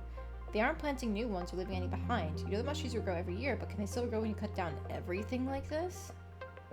+1 for each gem on other cards. Oh, that's where the gems come from. Okay. She's a scab scaly? I'm sorry, I don't actually know what the term scab scaly means. I understand scaly, but not about scab, unless you just mean like she got scales to look cool?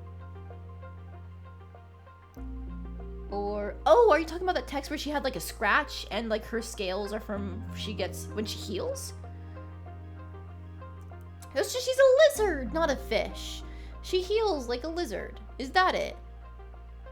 Instead of scabs, she grows scales. I see. Okay, okay. Even the smaller trees and bushes are getting ground up for mulch with a big scary grinder that sounds like a roaring beast. The entire process makes you uneasy, but also proud of how industrious your colony is. And they grow thicker and harder. Ah, you're too worn out and tired to continue. You have to go home now. You're back. You spent the month exploring. More bravery, perception. Hell yeah. Too stressed out and need to take a month off. You can't do anything but relax. Well, that was actually a very good time to go out exploring then, because we got so many perception bonuses. We're already at 20. So she gets dragon scales. Oh, that is cool. And Emily holds her palms up too excitedly. Solana, look! I'm getting stronger every day! Her palms are covered with a collection of scrapes and blue flaky scales. Oh, that's what you were just talking about! I see. I understand. Hi, Tangy.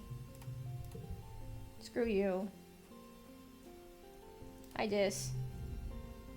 You're trapped, I understand. Ooh! A glittering crystal cluster. That sounds like something Mars would like. What does it do? Redraw hand! Ooh. That is very nice. I'm saving that. Man, these items are really useful, except for like this bobber fruit. Who do I think would like the bobber fruit? It was like lemon, except more blue. Blue lemon instead of blue raspberry.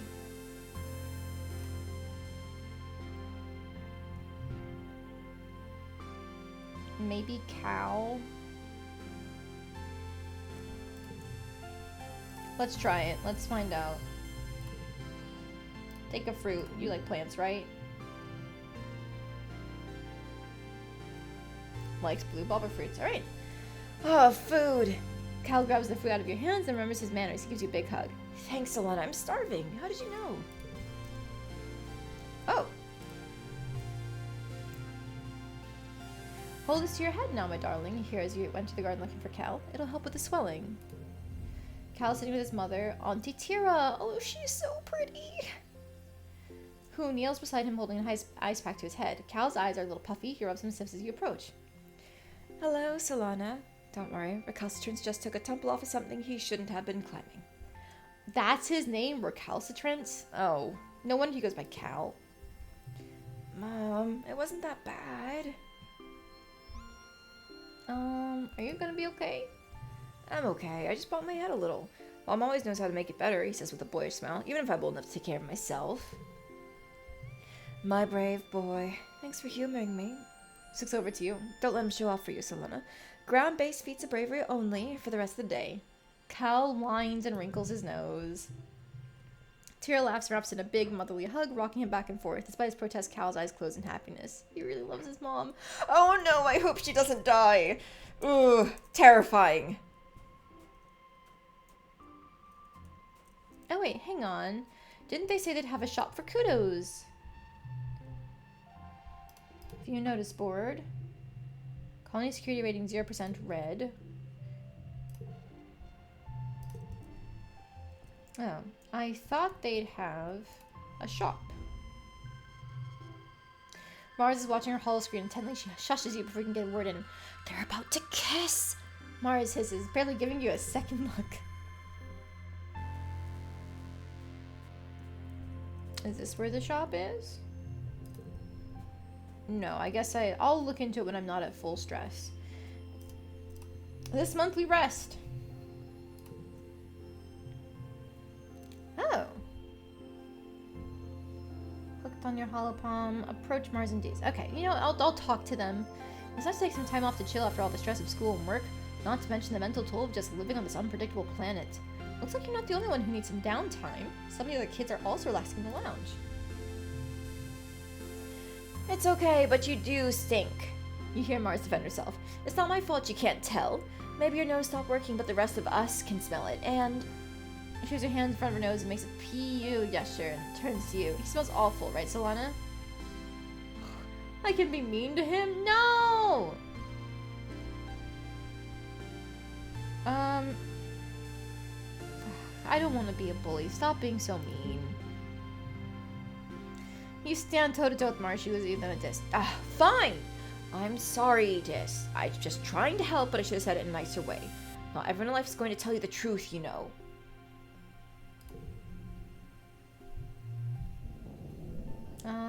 I'll forget discovering, I think. Neither of these really do much for me.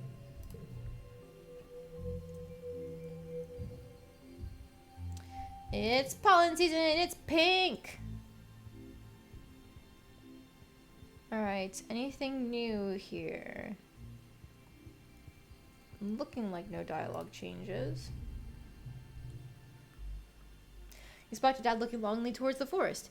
You ever think about what's out there? He muses. There could be anything. We don't even know. He sighs and leans on his rake. And I'm stuck here, just pushing dirt around.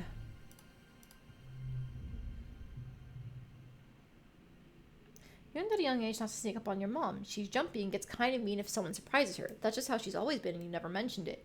You always make sure to walk a little more heavy when she hasn't noticed you yet. Okay. Clear mind, you've got no stress or worries. 10% chance to get a bonus +1 in increasing skills. That's not bad. Empathy, persuasion, creativity. You know, actually, where is that shop? I can deliver supplies. It wasn't in here. It wasn't in here. Was it here? Oh, there's a defense training. +2 combat, +1 animals, +1 friendship with anemone. Let's try it since it's a new thing that's unlocked. But I do also want to go back to exploring soon. You attend your first session of Security Chief Red's self-defense classes. It's a small class, mostly security officers and other adults. You and Anemone are the only kids. She gives you a wink and a cheesy thumbs up as you listen to Ret rant about how everyone in the colony needs to learn self-defense. You could be walking along thinking you're safe within the walls and a flying animal could swoop out of the sky. Then what would you do? Ret chops the air with his hand. I'll tell you what you're going to do. You're going to chop that beast right in the throat. Hi-ya! He points at the assembled class. But only if you learn what I'm about to teach you. And the only way to learn is by doing. Who wants to volunteer for a demonstration? I mean, I am tough, but that's about it. Let's step forward. Security Chief doesn't scare you, or so you pretend. Ret is like the biggest adult you know, and he's so intense. You step forward and Ret nods as he crouches down. Okay, he says, I'm a manticore stalking you through the forest. What do you do? I run away! We're smart. There's a smattering of laughter among the other students, but you have to live your truth. If you see a manticore, you are out. Ret doesn't laugh. That's correct, he says proudly. Only engage with the enemy when there's no other alternative. No one walks away from a fight without getting hurt. So the first rule of self-defense is to not put yourself in situations where you need to fight. Once you learn situational awareness, we'll move on to hand-to-hand self-defense, drawing on a variety of martial arts. Only when I'm confident that you're ready will we advance to weapons. There aren't that many weapons in the colony, mostly stun gloves and batons, a few plas rifles. You hope you don't have to use them, but it'll be good to know how. Or you could just bring a gun. Bang, bang! So anyways, I started blasting. 1 slot card becomes a 2 value. I see. I understand.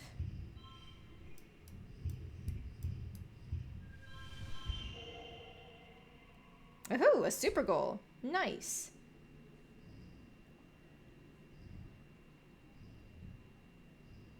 I don't know why you're getting a +2.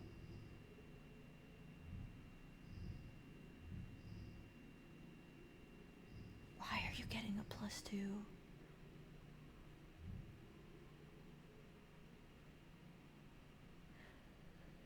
Somebody help, I don't understand this math. I didn't use either of these.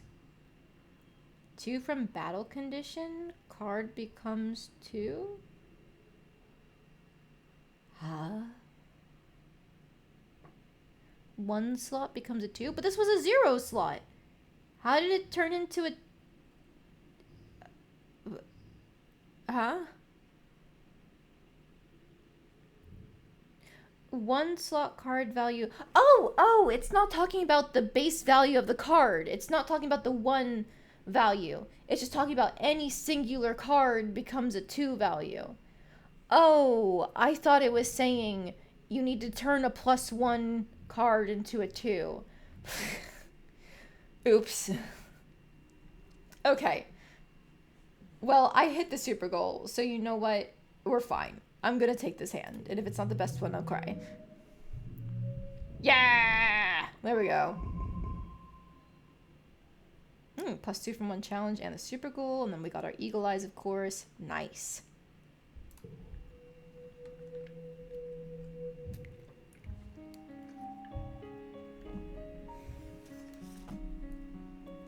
Next month. Any new dialogue? Oh. Nemly huffs as she runs up to you and doubles over, bracing her hands on her knees. I'm going for the Bantam Division distance record at this year's Virtunalia. She's gonna fucking run.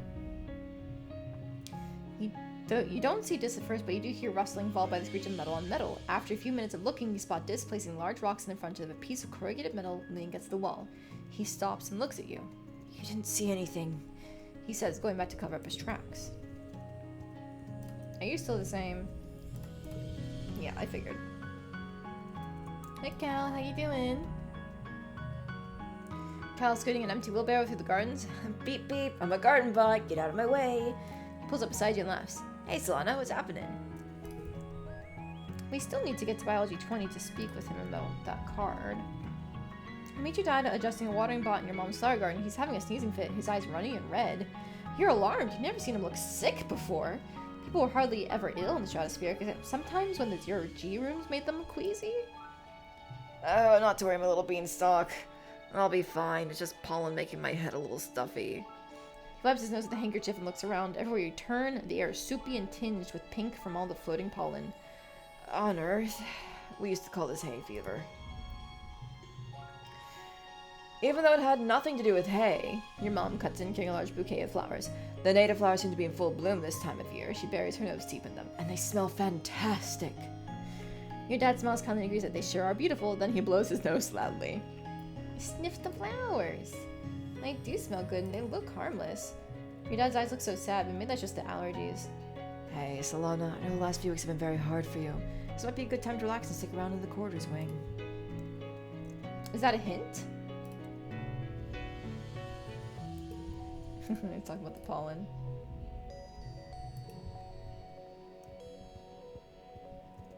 Oh, another log. I'm still just shoveling dirt.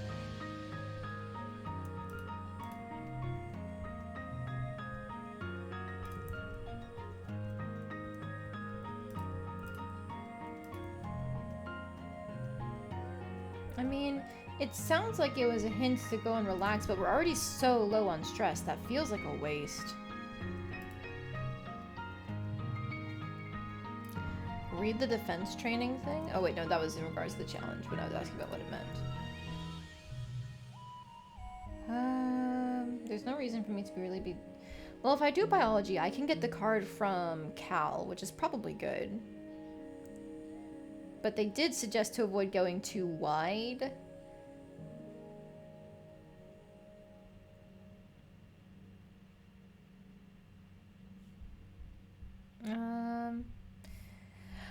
Let's just do one more thing of biology. We can get that card. This week in biology class, you're studying sugar bugs. This native species looks like purple marshmallows about the size of your fist, all puffy and squishy and kind of cute. They don't move or do much, but if you tickle them, they exude an edible syrup from a hole at the top of their bodies. And now you're going to dissect that one. Oh, God. Writing an essay, +1 if the card is mental to the left card, or just a gem card. Ooh. We do have something that pairs well with gem cards.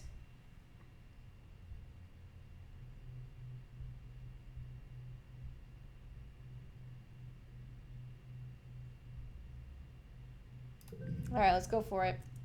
No! I'm more of a bootlicker! Oh, damn it!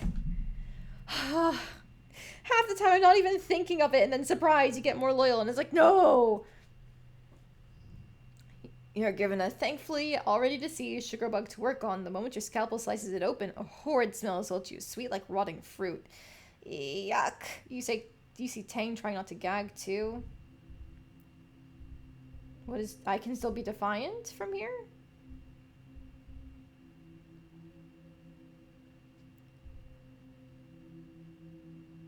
I don't want to ruin my bonuses, but also I'm curious. Defiance! You put your scalpel down and leave the classroom. Nothing could make you be in there any longer than you have to be. Along with Cal, who objected on moral grounds, you're assigned to automatically get hearts with some people. Oh. You're assigned to write an essay about the life cycle of the sugar bug instead. In your studies, you learn that the sugar bug can actually generally have to be cut into tiny pieces. That's how it reproduces. Your teacher was probably planning to surprise you with that fact. The next morning, the classroom is filled with whole, happy sugar bugs once more. Oh my god. Classes give Tang relation. Yeah, I understand that. That's cute. That it turns out there's a little trick like that. Ew, okay. If I want to go for a straight, then I actually can't because this gets messed up. Oh, I technically can. We can pair these together. No. Yeah, because she is the only two there. What if I... One slot card gets a +1. That's an 18. That's a 15. 0, 1, 2 for a straight there.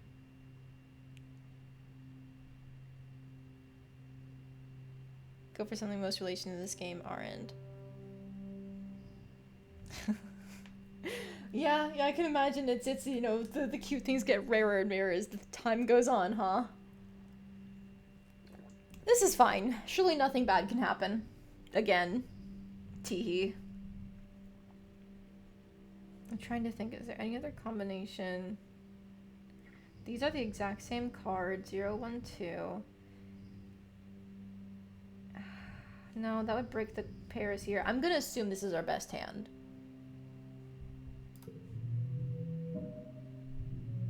Yeah, it was our best hand. Okay, and now we have enough biology to get that card from Cal. You're finishing breakfast in the common area when Marzipan struts in. Oh, that's her full name, Marzipan. That's so cute. Look at you eating cereal, she says, turning her nose up at you. I bet you don't even know what today is.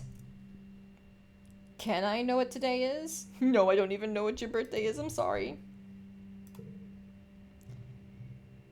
Oh, today, she announces to the room, is St. Valentine's Day. Dis and Cal wander over to hear more.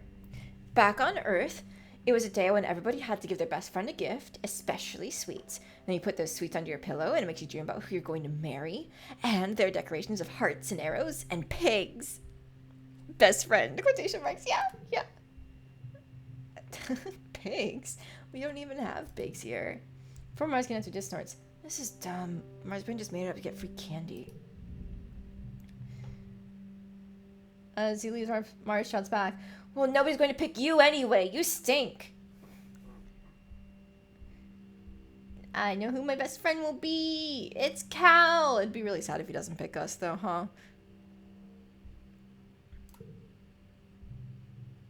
Mars bats her eyes jokingly. Oh, really? Who could it be? I'm going to tell all the other kids about it. So you go around and find your best friend and give them a gift. Make sure you do it by the end of the day or it doesn't count.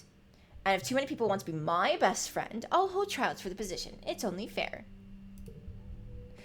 Ahaha, ahaha, ahaha. You think people are going to choose you. I'm assuming it's... Yeah, it's everybody has it, but Cal's our guy. Cal is sitting on top of a bluff, carefully pouring a bucket of water down the dirt on one side. He's covered in mud. Hey, check out my mud slide, he exclaims. He grabs a piece of sheet metal and slides down the dirt pile like he's riding a surfboard. Mud goes everywhere. He jogs back up and hands you the sheet of metal. You try now. Okay. Make it down without bailing, but get a mud splat all over your legs. It is pretty fun, though. Like a hoverboard, but crunchier. Want to be best friends? I guess so. I lost my old best friend, so... Yeah. Okay. I want to try the mudslide again? You spend another hour on the mudslide until you're both thoroughly covered from head to toe. You couldn't be happier. Cute. Cal's kicking a ball against the garden fence post, cheering when it bounces back towards him. Ever since we landed here, I don't play a lot of sports ball. I mean, I used to play a lot, but honestly, I think I like working in the garden more. I just like doing stuff that feels like it makes a difference, you know? I don't want to just play all the time like Anemone. Fun nature fact. One duplicate when drawn. Interesting. You recently have heard the children learning how to count by setting Popeyes. Popeyes have 1 foot and 2 tail forks and 3 stomachs and 4 eyes. Are there ears, eyes? Oh my god. Gross. And if he sees 5 of them together, that's lucky. He laughs, finishing the mnemonic with you. Wait, how did they find out that Popeyes have 3 stomachs? I don't want to know. Alright. Gooseberry stuff. Look at the Popeyes. It is their ear, isn't it? Yep. Unless it's meant to be those things, those markings by their eyes, and those are second eyes, but those look like eyes. Mom blinks at you like she hasn't seen you in a while. Ugh, you're getting big, she mutters, shaking her head in disbelief. I'm growing up so fast. Mars is in a huff, because he didn't pick her for Valentine's Day. Seems like nobody picked her. She crossed her arms and looks at you. You just felt sorry for Cal, didn't you? Look, we all miss Tammy, okay? Whatever. I'm just too mature for kids my age. The older kids get me, even if you don't. Oh. Is it gonna be a relationship down with everyone? Should I just not talk to them? No, it was just her, I guess.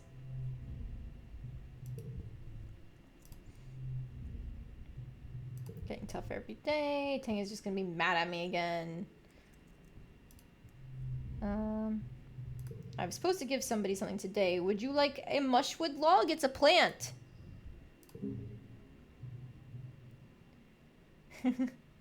Neat! Cal exclaims, taking a gift and peering at it inquisitively. I don't know what I'll do with it, but I love it. Thank you. Oh, he's so sweet. How dare she suggest it was just because I pity him?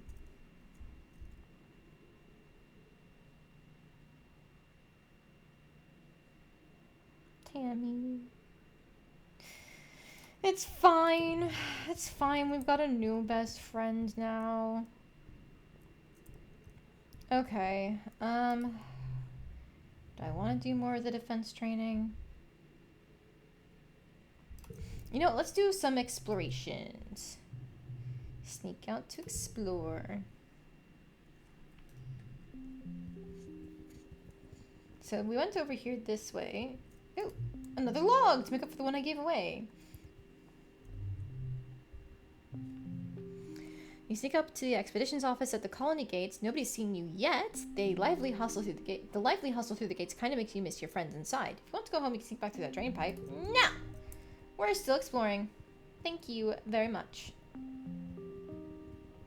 So we have to do this encounter is what it looks like. Alright. The way is blocked by a strange small creature with 1 foot and 4 large eyes, 2 of which blink sideways on top of its head like frog eyes.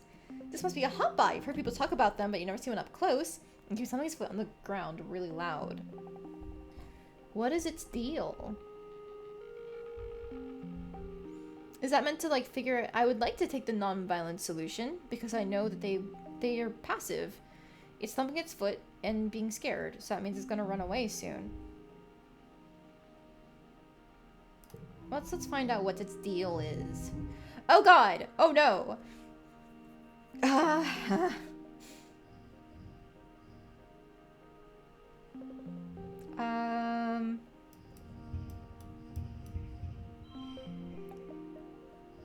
That's a decent score. I feel like that's the best I can do right now. Okay, 0, 1, 2.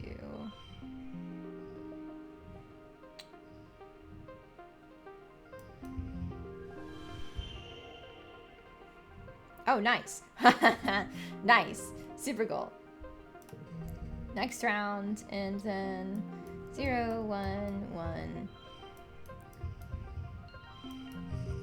If only there was something that got a 2 on this, but it's fine. Either way, it's the same on this, right? There's no way to make any other sort of pairs. Okay. +3 to animals, +1 kudos from the best score.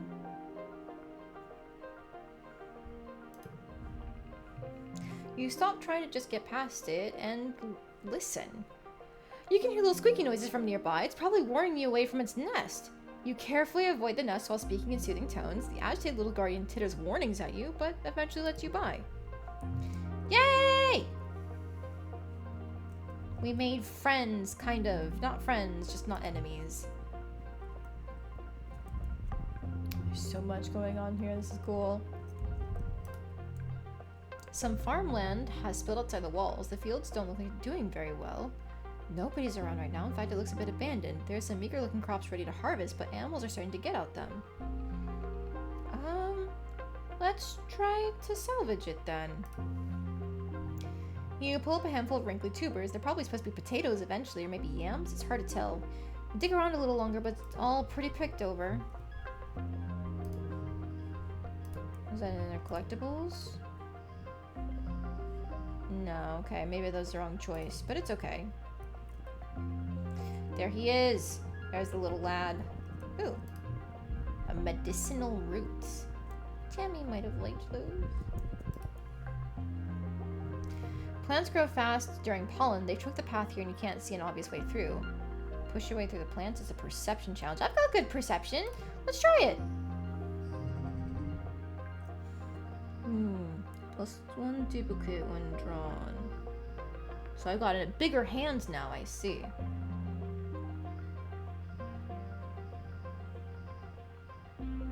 I could do a number straight or flush, whatever it is, right? 3 of a kind, that's what it is.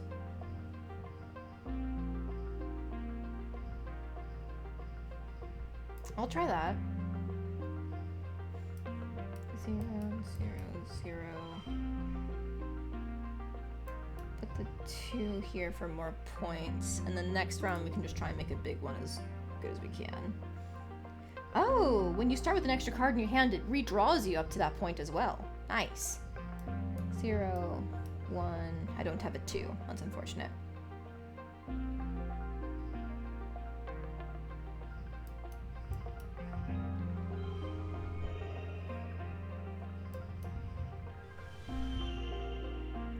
$14. Is that the best hand I could be playing?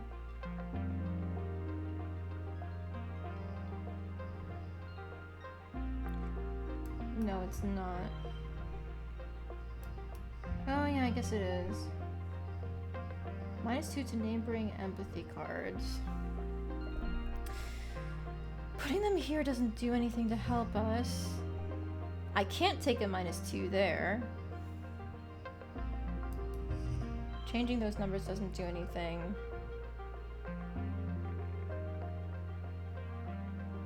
Well, if that's the case, then I should just put this here for the 20.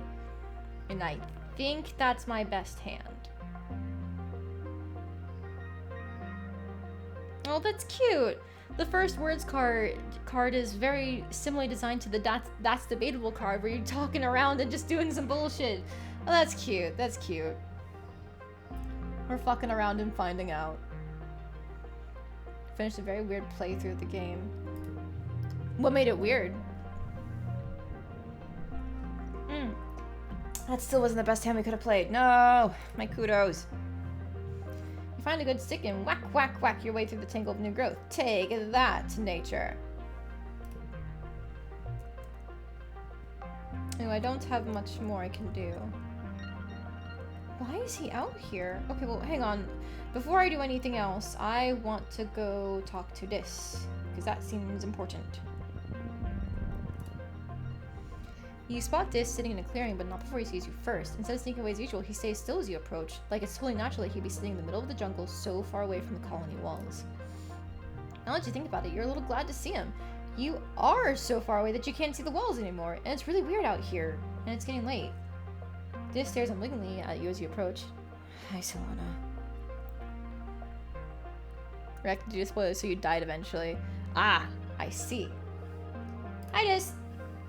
Seems to be in a good mood. Something you see very rarely.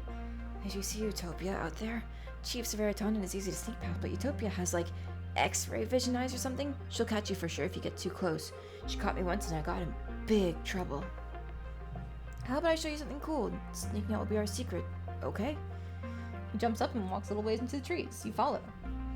Just a few minutes away, the ground drops off and a large stone outcropping juts out over a cliff face. Dis walks right to the edge without slowing. It's a long way down. Oh, our bravery isn't very good, but you know what? We'll try it. We'll try to be brave. Okay.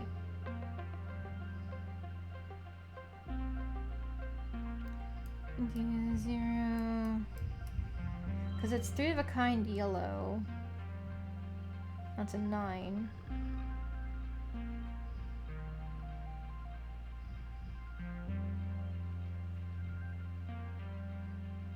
I think I'm keeping this. +1 for each gem on the other cards.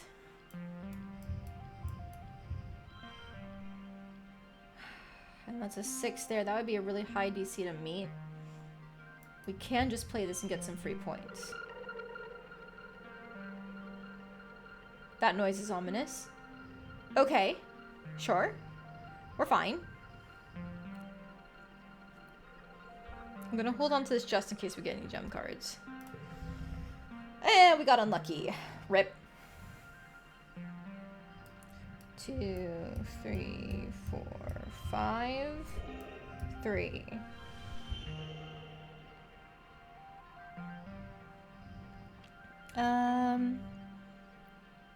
Alternatively...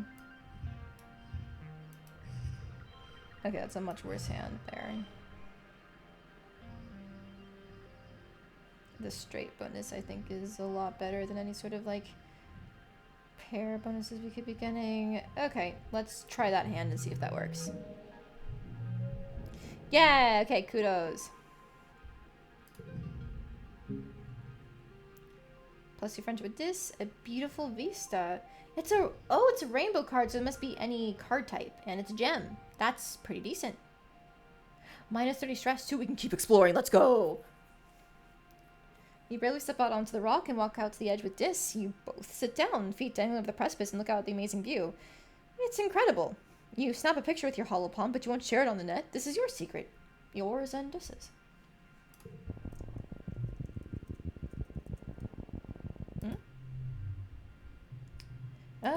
No, fuck! I didn't mean to go home! Fuck, I thought I was going back! No! Damn it. Damn it. Damn it. I thought that was like, go back and... Oh, I've done that before, too. Motherfucker. I haven't saved at any point, either. I haven't saved at any point. Is there an autosave? Does it save between the challenge? Would it be this one? I'll try it. I'll trust you. No. I need to load. Nope.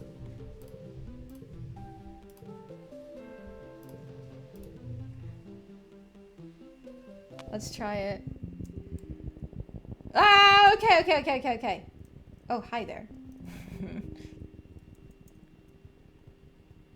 There is a creature. I'm gonna do the other things before I go back. Top of the rise east, you think you spot someone watching you. They're dressed in black. Is that Dis? But they look way too tall to be Dis. Maybe another surveyor? You blink and the figure is gone. Let's look for clues!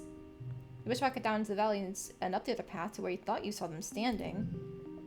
No signs of a camp or anything obvious like a dropped pack. No note saying I'm watching you. Signed mysterious figure. Spooky. Do the animal one? It's good? Okay. All collectibles glow! Nice! We love to see it. Okay, with our last bit of stress, I will go and do the animal one since you suggested it, Chris. I'm trusting you. Maybe I'm not trusting you enough. Aminals.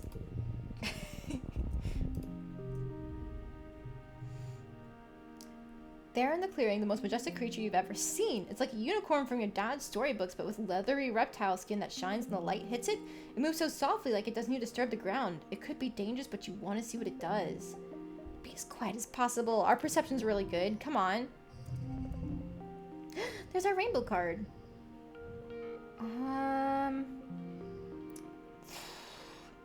I have to, if I don't use it, I have to bank on not getting the mushroom, but like getting a straight this early on is pretty nice. I feel like that's the best hand we could be playing. Oh my god, and the rainbow card counts for color matching either way. That's nice. Then I'm actually gonna put this in here so I have 2 reds.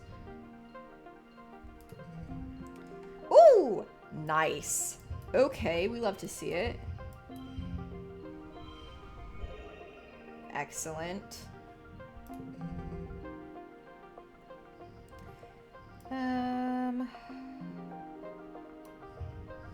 We're not gonna get like a perfect, unfortunately. 1, 2.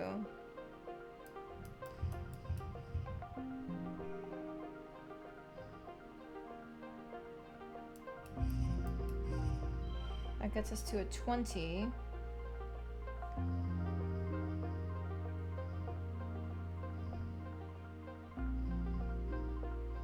I feel like that's as good as we can get it.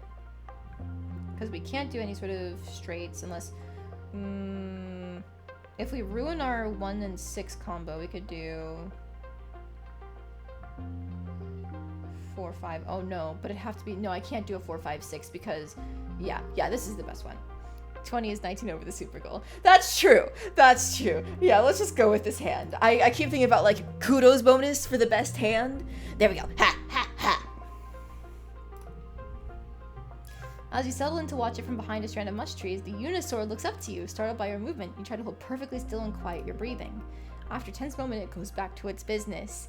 First, it sniffs out a good tree and rubs the scent glands in its neck against it thoroughly. Then it pees like a crystal waterfall on a rock. Everything it does seems magical. You quietly take a picture with your hollow palm, but you know you can't share it or you get caught for sneaking out. Next, it sharpens its horn against the rock, which is scored with marks from having done this before. This must be its favorite sharpening rock. You notice the bulge in its stomach? It must have had a huge meal. Eventually, it curls up for a nap. You quietly sneak away. This was wonderful. Vertumna is a magical place. Cute. I still want to go back to where that other one is. Because I'm a bit of a completionist. Wahaha.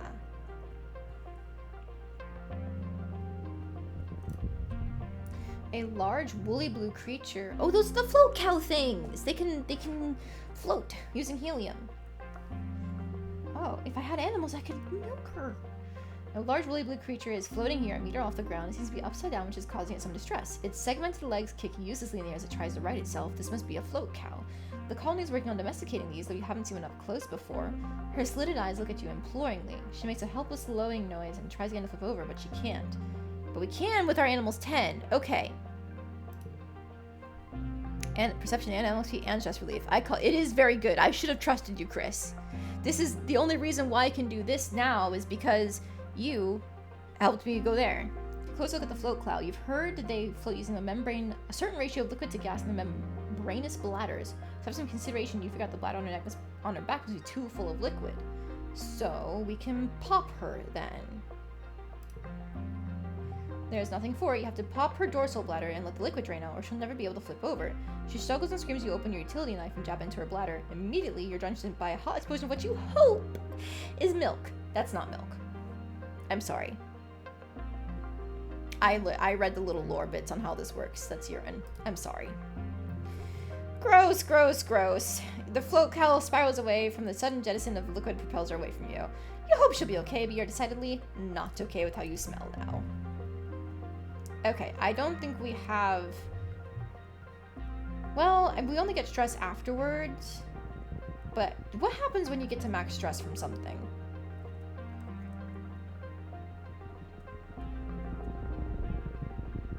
Let's try it. Mind your business when you stumble into This low valley has collected a lot of thick pollen. You cough and try to push your way through it, but it's pollen all the way down. Surveyors get nice helmets with built-in masks, but yours is just a cheap one. At least the pollen isn't too thick here. Okay, perception. We're good at perception.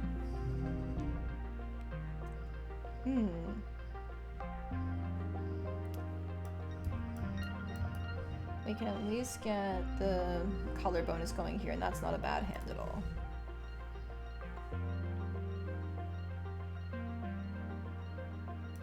Zero, 1, 2 then? That's not awful. What if I play this instead? That's better. That's a lot better. Okay. I'm leaving myself a 0 and a 2 in my hand, but it shouldn't be bad.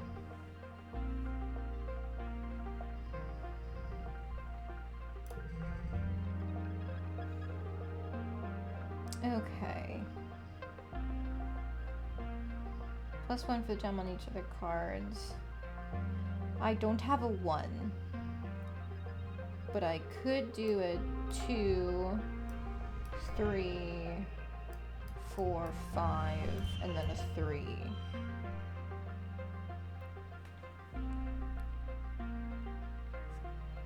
I'm pretty sure the straight bonus is better, but I'm gonna double check. Yeah, the straight bonus is better. Alright. Kudos! Yeah! Blah, the pollen makes your face itch. It makes it all the better when you've found the route to higher ground and come out of the worst of it. 2 hours to continue, you have to go home now. Alright. You crawl through the big drainage pipe behind the sports ball pitch, carefully sliding the metal grate back into place behind you, then...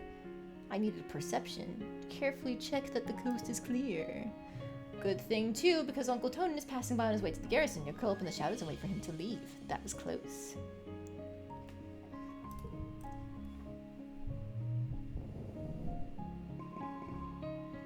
Nice, nice, nice. We're getting so many fucking perception boosts. Alright, but we are like max stress. Any new dialogue? Ebony is running around the sports ball pitch. Com says the most important part of defense training is knowing when to run away. She huffs as she runs past. Good thing I was so good at running! You tell Tanji know where this has been going. You tell he's been sneaking out to explore the jungle, not far away, but outside the walls. Tang looks concerned. Really? She says, wringing her hands. Is it safe? I'll keep him safe. She eyes you skeptically. Full offense, Solana, but you're just a kid. However, I suppose it's good to know he isn't alone out there.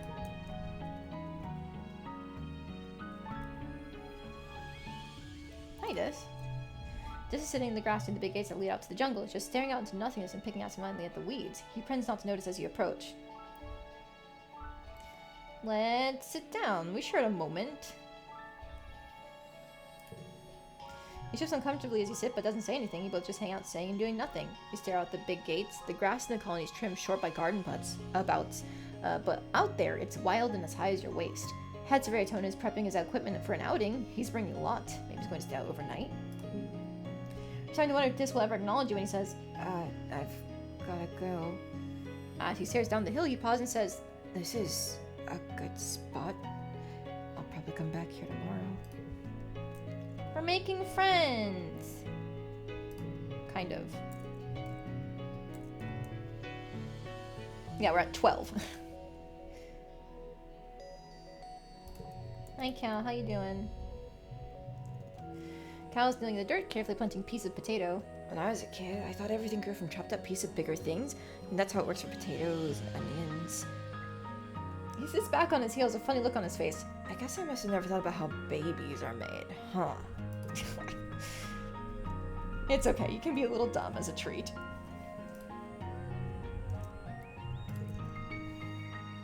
Okay, I've got a lot of logs and medicinal herbs. Who do I think? Well, maybe not a lot. The logs are useful, but I haven't really needed to use any. Tangy, would you like this? Because you're smart and you can study it, maybe? It's neutral. You should probably just keep it. I don't even know what I'd do with that. When you says she keep it, she shrugs again. Sure, maybe I'll find a use for it. I get the feeling she would have liked the medicinal one better, but you know, we tried. Alright, so we're relaxing.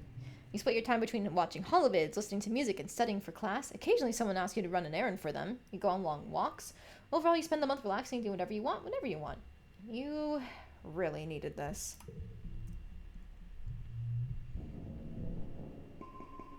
I do not want to forget either of these cards. I would have preferred forgetting like a 0 or 1 value card.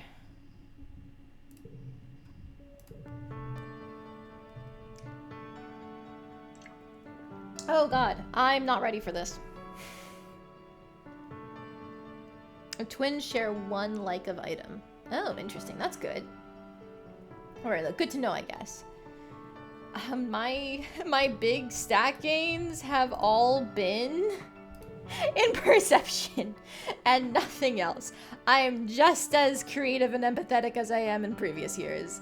Maybe I can do a biology challenge. Oh god. Help. It's time once more for Vertumnalia. The mood of the colony has been muted this year, ever since the attack during Glow. Though everything is still cheerfully decorated and the feast table is still heavy with food, mostly soy rations, this Vertumnalia just feels different in a way you can't describe. The colonists gather in the square for Governor Udicott's speech. What a year Vertumna has given us, the governor begins in her weighty voice. I stand before you so proud of everything the colony has accomplished in such a short time. I've always hoped that we could bring with us the best facets of humanity, cooperation, resilience, and creativity, and the events of this year have given me no reason to doubt my convictions. These creatures were unexpected, but I urge everyone to consider what it means for life here. If Vertumna can sustain megafauna, then that means conditions are good for us as well. Our friends in geoponics are already working on the logistics of domesticating the wildlife. Your dad, as second cultivator, stands and gives a sheepish wave to the crowd. There is a smattering of applause. Mars elbows you. Hey, did you hear? My dad says Udicott's going to announce the depot's open to the public. You shoot her a question look and she rolls her eyes. You know, shopping! Somewhere to spend all the kudos we've been saving up. They're going to make candy and toys and makeup and nice-smelling soap. Not the boring kind, the communal showers. You know the concept of shopping. They do it in the holovids from Earth, especially the ones Mars likes. But you've never actually done it. The colony provides everything you need, but it would be nice to buy yourself a treat. My dad's give me an allowance, Mars says, shooting you a look of pity. It's too bad your parents make you work for yours. You and Mars tune back into speeches just as Udicott, as predicted, announces the opening of the general store at the depot. Mars gives you a knowing look as she claps. Udicott gestures for the council members to stand. Finally, the council remains unchanged from last year. We are, as always, proud to serve you and the colony as your government. It starts up as Governor Udicott finishes. Thank you for all your hard work and your perseverance this year. Together, we build the future. The crowd disperses and sets up the annual Vertumnalia Games. Just like last year, there's a talent show, a science fair, and bot wrestling. Now with an obstacle course. We're not smart enough for the science fair. Let's try the bot wrestling. Wait, which is better? 13. Okay, yeah, let's try the bot wrestling. Fuck! I forgot. I'm a bootlicker. Help me. Oh. Anemone and Cal join you for the bot wrestling biathlon, so called because Com has added a hologram obstacle course this year. Competitors will each get a turn to wrestle a hydraulic bot, trying to keep it closed for as long as possible. This time, though, all competitors will first have to sprint across the festival grounds, dodging and leaping over obstacles. Each obstacle trigger will subtract from your time. Okay, we're not making this, guys.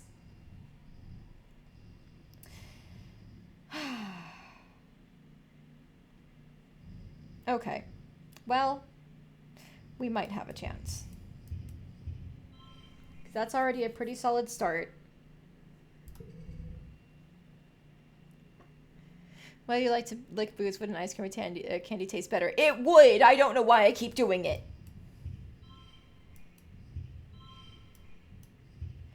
I think the straight bonus gets us more, but we're gonna be way too far behind. Ugh, God.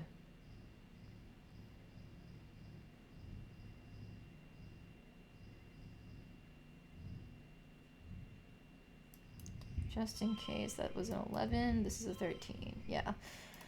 Oh, this is impossible. Maybe not impossible. Okay. If I do 2, 2, 0, 2, 4. We did it, lads! Right? We win? Yeah.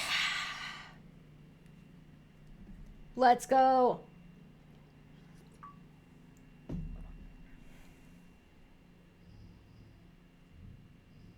Not bad. I thought that was impossible. Okay. We love to see it.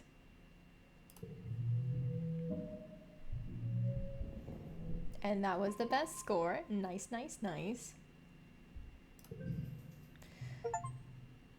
Ooh! You are the champion. Win a Vertumnalia event.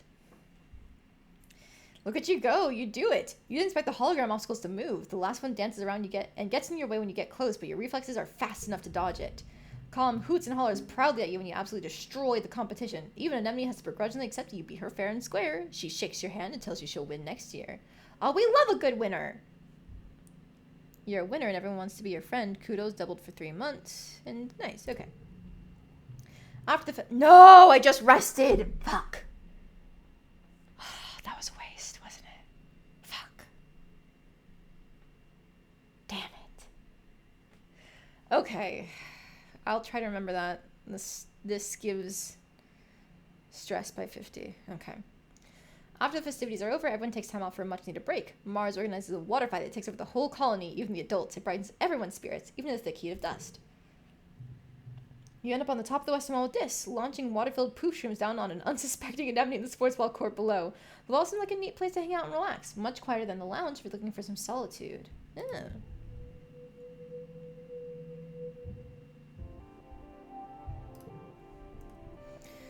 I want to go and examine the walls.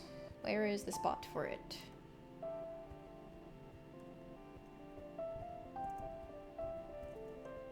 Huh. I wonder if it's, like, out here?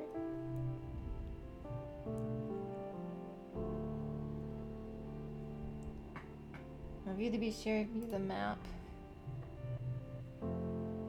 We've still only ever been nearby. Okay.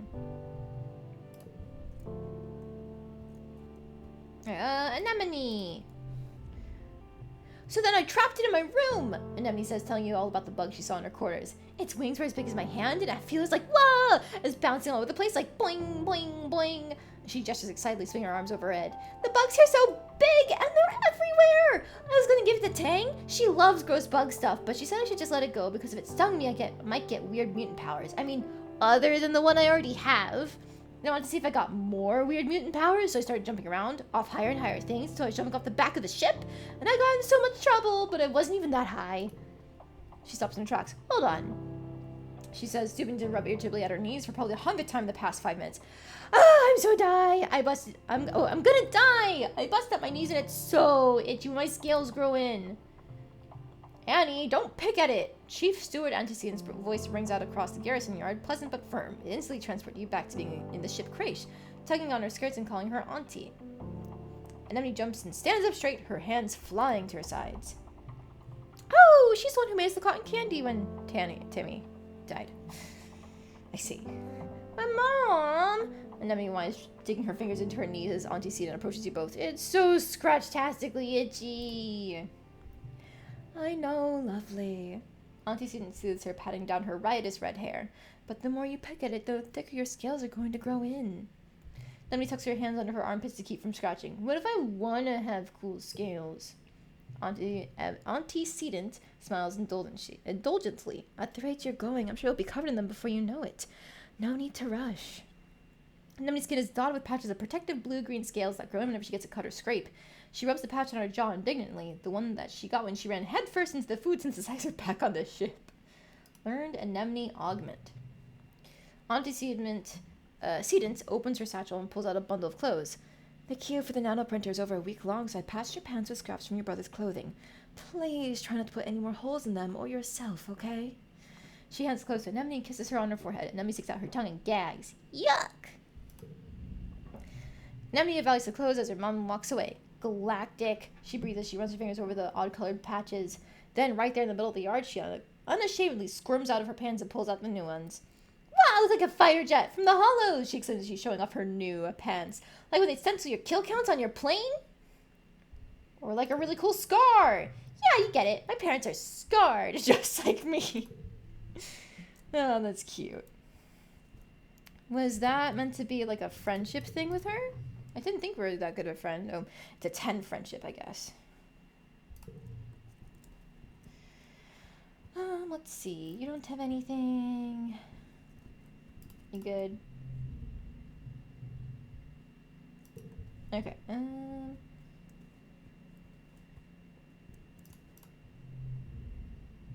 Holovid dialogue. Okay. Where is the shop? There it is! Oh, it is quite expensive. +5 to animals. +1 to all flushes. +5 to persuasion. +1 to pairs. +5 to biology. +1 to straights. +1 to all empathy cards. These are gear pieces, right? I would like help with animals, because there's really no way to level it right now. But what do I play the most of? I mean, I've been trying to set up straights whenever possible, but if I'm already setting up a straight, I feel like I'm already going to be hitting the points that I need. Flushes might be a little bit better. Same thing with pairs. I'll do flushes.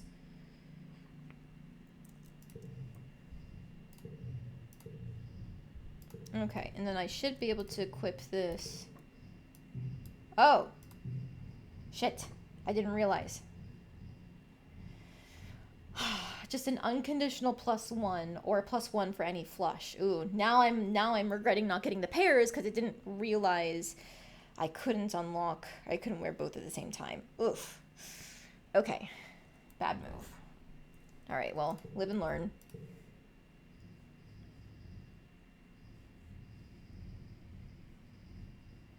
Okay, yeah, and if I could get rid of, like, another yellow one, like, that would be fine, because I already have another first words. I did end up getting rid of my one blue, which fucks up a low straight. Okay, well, that was a bad move on my part. Oops.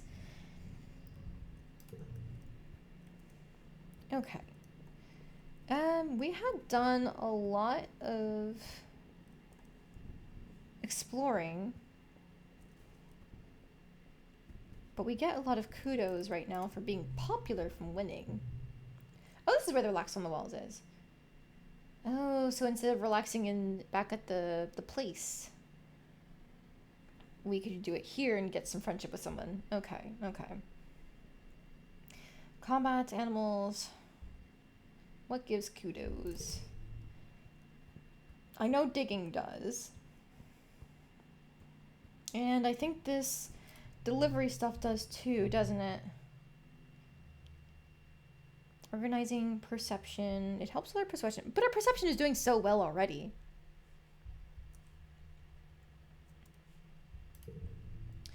Okay, let's do digging instead for a big old toughness boost.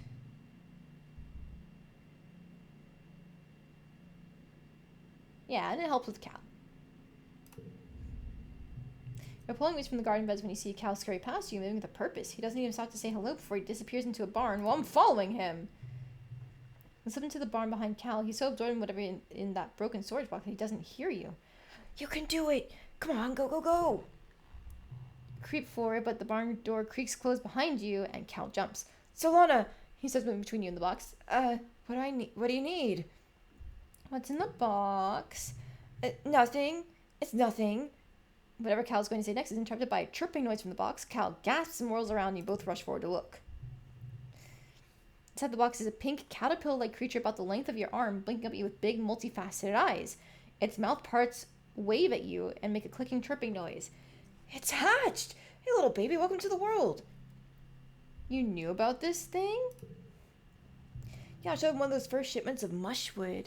Just curled up in a little cocoon. It looked like a dried-up leaf, but warm. I didn't want to just throw it away in case whatever was inside was still living, and no one's using this busted-up storage box, so... What is it? Oh wait, I was supposed to give Solana the Irish English accent. Oh, I completely forgot about that, even despite hyping it up. Okay, well that is my mistake. I've been, most of this is narration, so hopefully I didn't miss as much as I thought I did. Maybe I should start narrating in the accent. Okay, I'll do that next stream. Don't let me forget. Ah, I feel so bad for Sui. I hyped it up and then just completely forgot to actually go through with it. Okay, we'll do it for Sui. Starting it next stream. Okay, because there's only 9 minutes left today. I need some time to emotionally prepare myself. Dunno. I looked it up on the Surveyor Archives, but nobody's found anything like it before. It's true, you have no idea what this creature is. It's cute, though! Cal puts a small creature on his shoulder. What are you, little buddy? Like a big old caterpillar, but cuter? Unfollowing, canceling the future sub. No! I'm sorry, Sui. I let you down. Oh, hi, my cat's here. Did you hear Morgana? Is that enough to buy your loyalty? Hearing the cat meow? Hi, Morgana. I'm done soon.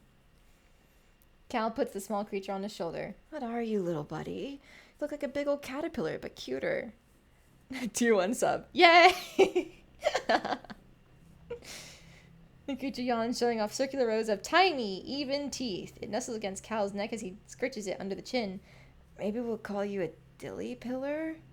He touches one of its 6 white-capped feet. Socks. Socks the dilly pillar.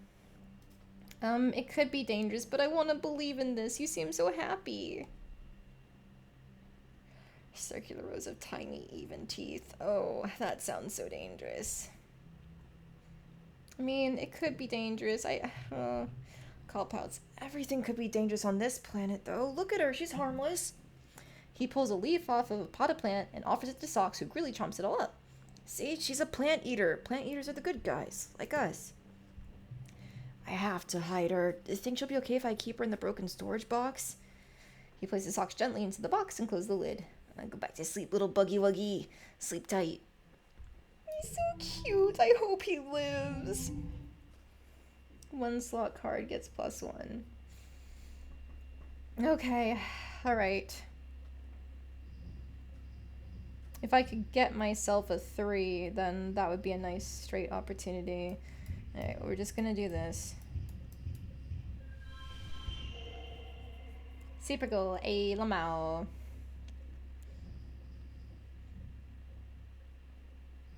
I'm pretty sure this is the best I can do.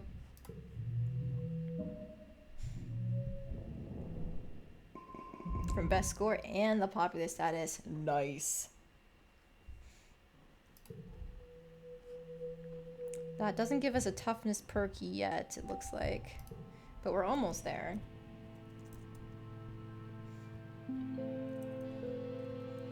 Okay, it looks like we have time for maybe like 1 or 2 more months in case there's any more events. What the fuck was that noise? That's ominous. Or maybe it's just part of the music? I guess so. Yay. I feel so safe. Help. Hello, Elu! Welcome back! We are almost done for today, but we still got a little bit of time left. Find Cal slathering himself with sunscreen. My heat doesn't bother me, but the sunlight sure does. My mom wants me to wear this stuff because I guess Earth's sun was so powerful it used to make people sick. Isn't that silly? The sun making you sick? True. Any new... What year of the game is it? 2nd year. 1st year? I'm 11. That's how old I am. Mars is leaning over a hollow screen, chin in hand. She exhales and blows a piece of hair out of her eyes. I hate schoolwork, but my dad's told me that a good education is necessary for all people of culture, so I guess I gotta do it. She scrolls listlessly through her work with one finger. I'm doing the science part last, though. Anything new from you, Tangy? Nope. Why does she hate me? Knowing when to run. Okay, well, while we're popular, let's keep getting some more kudos to spend. We're gonna shovel dirt. I play really fast. We had to finish the run in this time. Oh, wow. That is fast. In my defense, I am reading a lot of things out loud, so that does tend to make things take a lot longer, is like giving it time to read instead of just, or read aloud as opposed to just reading in your mind. You join Cal at a particularly fragrant pile of compost. He's trying to use his hoverboard as a wheelbarrow, carefully pushing compost off it into the pile. Don't you just love this? He asks excitedly. Your hoverboard? Yeah, it's cool. Dirt, I guess it's okay. Stinky rotted food scraps? Yeah, your hoverboard. No, I mean just this. He waves his arms, dirt encrusted up to the elbows, to take in the entire greenhouse. We get to help plant stuff and watch it grow. Even if we're just moving dirt around, we're still helping. Why do you like it so much? Well, I like digging holes in the dirt because it's so full of surprises down there. I found a worm. Let me see if I can find her again. He sticks his hand into the compost and rummages around, his tongue sticking out of his mouth. Guess she got away. She was real shiny like a rainbow. Wait, I just saw everything like better. He shows you a splayed hand. Getting dirt under my fingernails. I don't know why, but it's the best. We're getting to know our buddy. This is a challenge. Okay, 2. We don't have a 4. Yes, we do. 3, 4. Wait. One solid card value becomes 2. Oh shit, that does mess it up, doesn't it? Hang on, if I put you here, we can't do a reverse, but if we go here and here, and then here. Haha! Now I think that is the best hand we could play.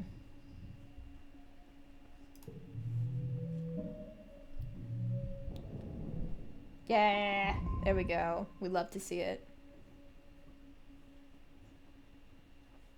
Ooh, we hit a toughness benchmark. Red cards get +1 in physical challenges. Nice. Okay, we love to see it. Wet season. New perk. There we go.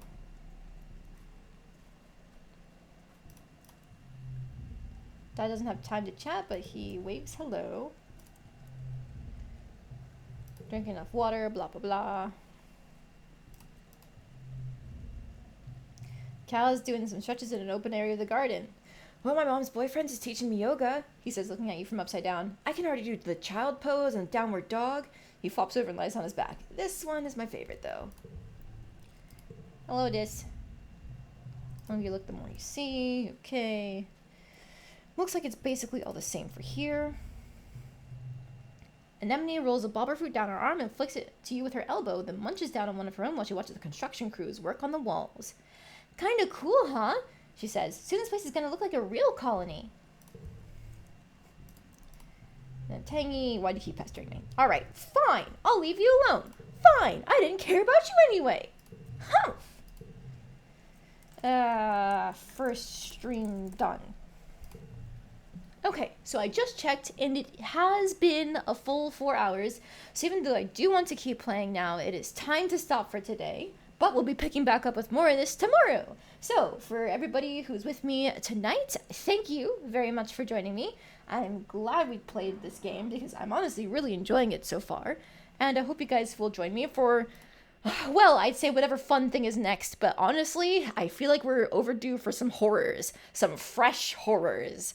So that's probably what's going to happen instead. For now, though, good night, everyone. Thank you for joining me.